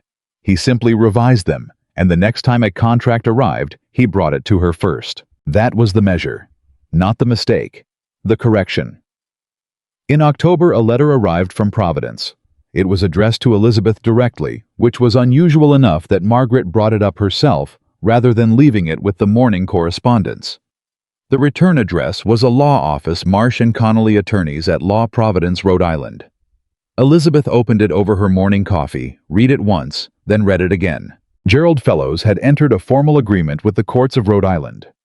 In exchange for the full dissolution of all outstanding loan arrangements structured under the Ashford holding name, he had agreed to provide a sworn accounting of every transaction he had conducted under that business arrangement for the previous 5 years. He had agreed to a prohibition on conducting certain types of lending in Massachusetts and Rhode Island for a period of 10 years. He had agreed to a financial settlement distributed among the 6 affected families, proportional to their documented losses. The Whitmore family's portion of that settlement was sufficient to retire the original loan amount entirely with a modest surplus. Elizabeth set the letter down. She picked up her coffee. She looked at the window. Then she allowed herself to feel for exactly 1 minute the full and private satisfaction of a woman who was right about something important, and waited long enough to see it confirmed in writing. 1 minute. Then she picked up her pen and wrote a note to Aldridge confirming receipt, wrote a note to Louisa Carver sharing the news, and began her day. She told Nathaniel at dinner. He read the letter. His jaw tightened once the specific tightening of a man confronting the documented scope of what had nearly happened, and then he set the letter down and said, "What do you want to do with the surplus?" She had not expected the question to be asked that way. His first. Before any statement, any opinion, any suggestion of his own. "I haven't decided yet," she said. "I wanted to hear what you thought first." He looked at her, recognized what she had done, the small, deliberate reciprocity of it, and his expression did the complicated thing. It did sometimes now, the thing that was not quite gratitude and not quite remorse, but lived in the space between them. "The children's education," he said. Specifically Charlotte's. I've been thinking about that. Elizabeth set down her fork. Go on. She's extraordinary, Nathaniel said. We both know it. And the world she's going to grow up in is going to tell her constantly that extraordinary in a woman is something to be managed and contained. He met Elizabeth's eyes. I don't want her to spend 20 years discovering that for herself. I want her prepared. I want her educated for what she actually is, not for what's convenient for everyone else. The table was quiet for a moment. That, Elizabeth said, is exactly what I would have said. I know. A pause. That's why I said it first. She looked at him across the dinner table, the man who had failed her in specific and documented ways, who was attempting repair in specific and daily ways, who had just said the thing she would have said, and attributed it not to coincidence, but to intention. And she felt something shift in her chest that was not forgiveness, not yet, not entirely, but was adjacent to it, was the precondition of it. Then we agree, she said. Yes, he said. We agree. It was the first time in a long time that sentence had meant something real. November came, and with it, the particular quality of Boston in early winter. The harbor cold and gray, the drawing rooms warmer, the social season resuming with the vigor that the city's upper classes deployed against bad weather. Elizabeth attended the events she had always attended, managed the engagements she had always managed, but something about the way she moved through those rooms had changed, and the people in them noticed. She could not have said precisely what had changed outwardly. She wore the same dresses. She knew the same people. She spoke with the same careful intelligence she had always deployed in social situations. But there was something different in the frequency with which she said no to things she did not want to do, and in the ease with which she said what she actually thought, rather than the diplomatic approximation of it, and in the way she stood when she stood, as if the hearing had rearranged something postural, as if she had stood up straight in the State House Assembly Room, and had not since found a reason to stand any other way. Harriet Morse said it most directly at a dinner in November, leaning toward Elizabeth over the table with the frankness of a woman who has decided that age entitles her to say exactly what she observes. You're different, Harriet said. Am I? You were always the most capable woman in whatever room you were in, Harriet said. Now you're also the most certain of it. It suits you. Elizabeth considered this. I'm not certain of everything. No one is.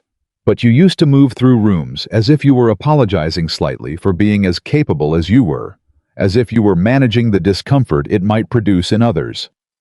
Harriet looked at her steadily. You don't do that anymore. Elizabeth thought about this for the rest of the dinner and most of the carriage ride home. She turned it over carefully, the way she turned over things she suspected were true, but had not yet confirmed. She had been apologizing, not in words. In posture, in deference, in the thousand small adjustments a capable woman makes to ensure that her capability does not inconvenience the people around her. She had been doing it for so long that she had stopped noticing it. It had felt like grace. It had felt like appropriate modesty. It had felt like the natural behavior of a woman who understood her world and operated skillfully within its constraints. It had been, she understood now, the thing that had made her possible to overlook. Not her silence, not her patience, the apologizing. The constant, invisible, exhausting apology for being too much. She was done with that. She told Nathaniel this when they got home, not everything, not the full meditation on it, but the essential thing. Harriet says I'm different, she said, sitting at the vanity, while Margaret unpinned her hair. You are, Nathaniel said from the chair by the window, where he had taken to sitting in the evenings, reading, present in the room in a way he had not been for years. You take up more space. She met his eyes in the glass. Does that trouble you? He thought about it. She appreciated that he thought about it, rather than immediately producing a reassuring answer. It did at first, he said. Not consciously, but I felt it as a kind of challenge. As if you taking up more space meant I had less. He paused. I've been thinking about why that felt true. I don't think it is true. I think a room with two people taking up their full space is more alive, more real. He looked at her in the glass. I want that.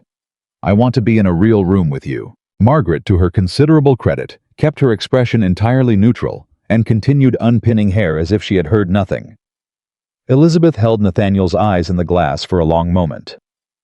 "You're learning," she said, slowly. "But genuinely." "Yes, genuinely." She turned back to her reflection. "That's enough," she said. And she meant it. The larger twist. The one Elizabeth had not anticipated, the one that arrived in early December, like a stone dropped through ice, came in the form of a second letter from Providence. Not from the law office. From Caroline Ashford. She almost didn't open it. She held it for 3 days, knowing the return address, feeling the weight of it. Literally, the physical weight, which was more than a single sheet, and going about her days with it, sitting in the right-hand drawer of the morning room desk, like a small, unresolved thing. On the 4th day she opened it. It was long.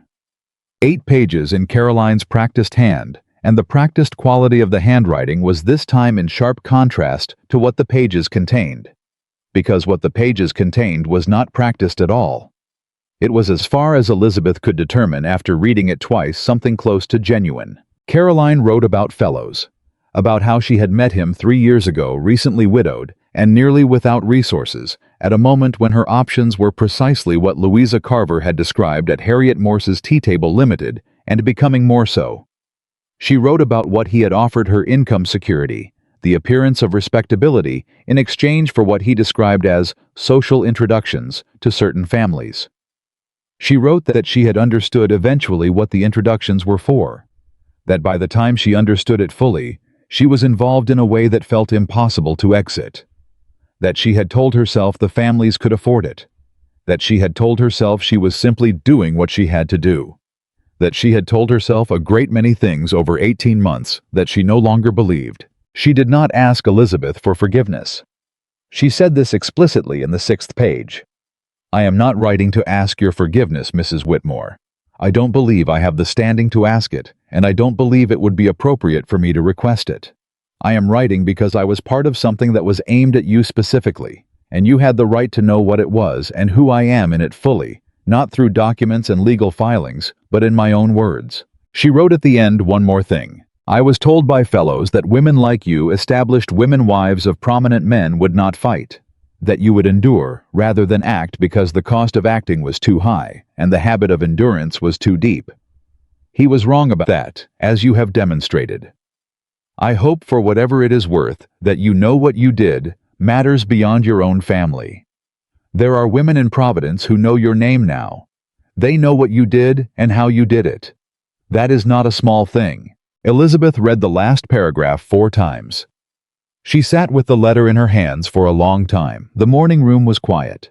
Through the wall she could hear Charlotte drawing the particular meditative silence of a child deeply occupied, and Henry's voice lower now, reading something aloud to himself, the way he did when he was learning it. She thought about the word endurance, the habit of endurance. She thought about 18 months of knowing and waiting and deciding. She thought about Aldridge's face when she came to his office with her careful questions, about Harriet's directness, about Louisa's hand. She thought about what Caroline had said: women in Providence know your name. She put the letter in the right-hand drawer of the desk. Not to be destroyed, not to be responded to immediately, if at all, but to be kept, because it was part of the full account of what had happened, and Elizabeth had always believed in keeping full accounts. She picked up her pen. She had her own letter to write. Not to Caroline, not yet. To Louisa Carver, about something she had been considering since November. Something that had taken shape in the week since the hearing and the settlement, and Harriet's observation about taking up more space, and Nathaniel saying, "A room with 2 people at full space is more alive." She had been thinking about what came next. Not for herself specifically. She had a direction. She had a marriage. She was building carefully. She had a daughter. She was going to ensure was prepared for the world she would inhabit. Those things were clear. She had been thinking about what came next for women like Louisa Carver, who had the instinct, but not always the knowledge, who knew something was wrong, but had no Aldridge, no Harriet Morse, no 20 years of carefully accumulated relationships and documented competence to bring to bear on it, who were as capable as Elizabeth had always been, and were earlier in the years they needed to spend proving it. The letter to Louisa described in outline an idea. She had spoken to Harriet about it already. She had not yet spoken to Nathaniel, though she intended to not, because she needed his permission, but because she was building a practice of bringing him into things, rather than presenting him with results, and the practice was deliberate. The idea was simple. A women's lending circle, not charity, not social beneficence, but a practical financial instrument. A pooled fund contributed to, by women of means, lent to women of ability, who needed resources to protect their financial interests, or pursue education, or exit arrangements that were working against them. Managed by women. Overseen by women. With a legal structure, Aldridge had already with some enthusiasm agreed to draft. It was not a radical idea in concept.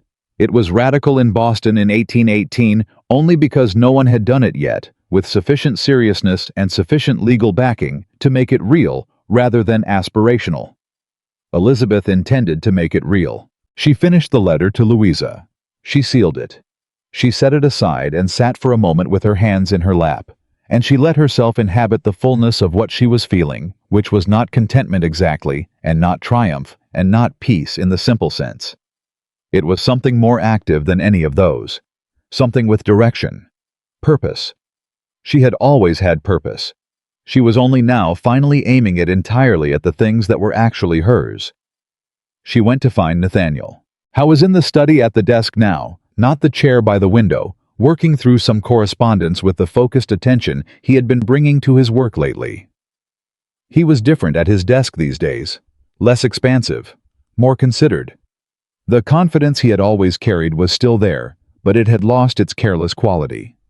It was the confidence of a man who has been wrong about something important, and has decided to earn the right to be confident rather than simply assume it. "I want to tell you something," Elizabeth said from the doorway. He set down his pen and turned to give her his full attention. Not the partial attention of a man who is managing two things simultaneously. His full, complete attention. She would never stop noticing this. She thought she would never stop being moved by it fractionally in the private interior where she kept the things that mattered. She sat down and told him about the lending circle. The outline, the intent, the conversation with Harriet, the letter to Louisa.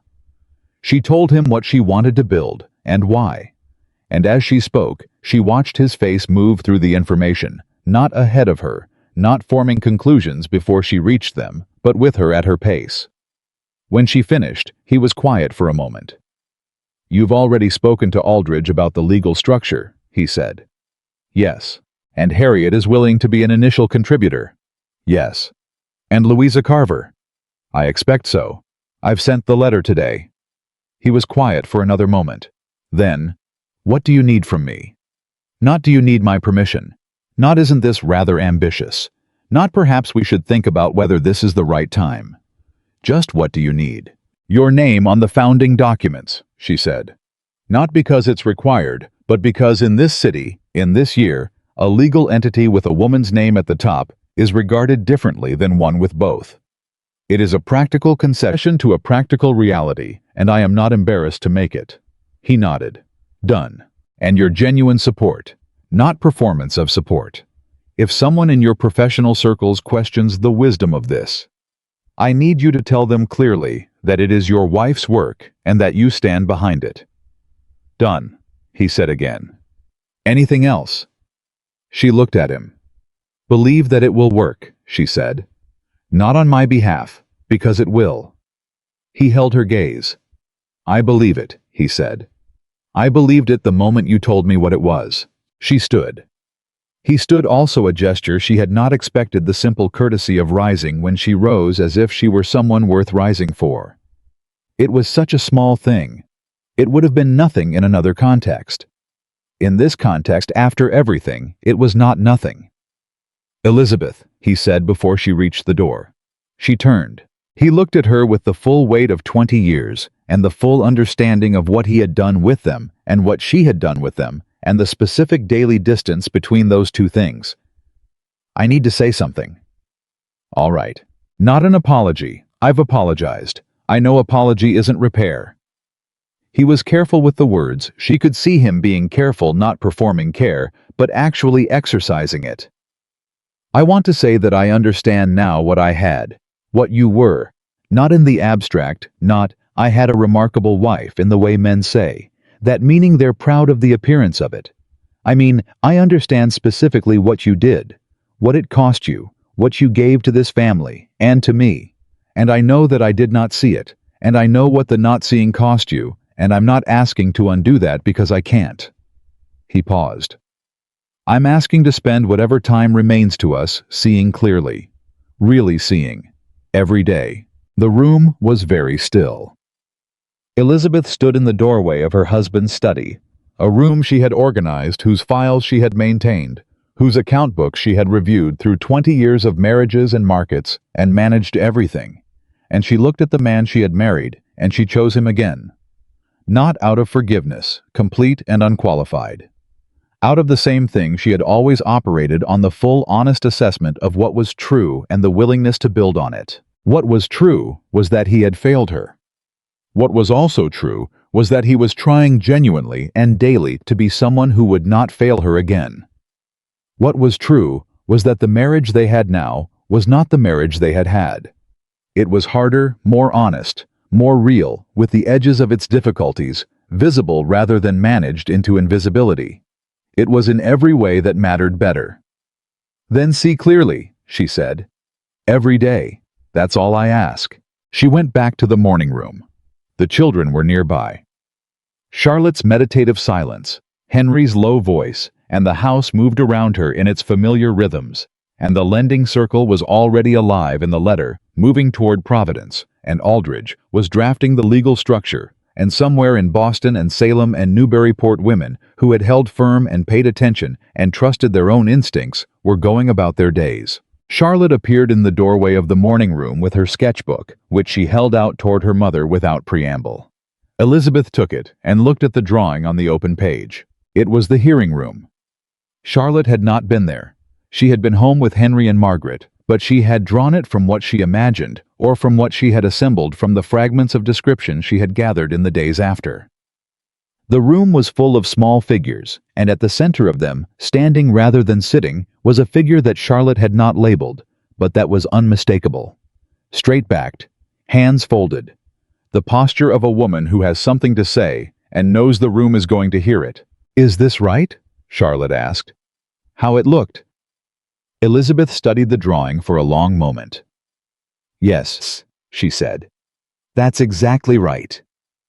Charlotte took the sketchbook back, studied the drawing herself with that old soul assessing look, and nodded once, satisfied the way she was satisfied by things she had gotten precisely correct. I'm going to draw her house next, Charlotte said. When she builds it. Elizabeth looked at her daughter. Whose house? The woman in the middle, Charlotte said, as if this were self-evident. She'll build one. Women like that always build things. She turned and walked back toward the window, opening the sketchbook to a fresh page. Elizabeth sat for a moment with the weight of that. A 7-year-old who looked at a woman standing in a room full of people and thought, not what happened, but what comes next, and felt something move through her that was not merely pride, but something larger than pride. Something that reached backward through 20 years and forward through all the years that remained. Henry came in, then drawn by some gravity of the moment, and sat beside her without speaking. He leaned against her arm, the way he had when he was very small, and she put her arm around him, and they sat like that mother and son in the morning room with Charlotte drawing quietly at the window, and the whole of the life Elizabeth had built and fought for around them, imperfect and unfinished, and entirely honestly theirs. Years later, Henry Whitmore would give a speech. He was 34 years old, a merchant of considerable reputation, addressing a gathering of the Boston Commercial Society on the matter of ethical business practice. In the middle of the speech, he paused, set aside his notes, and said something that was not in the prepared remarks. He said, the most important business lesson I ever received was not taught at a desk or in a counting house. It was taught by my mother, who spent 20 years building something lasting with her hands and her intelligence and her willingness to fight for what was right, and who did it without ever being asked, and usually without being seen.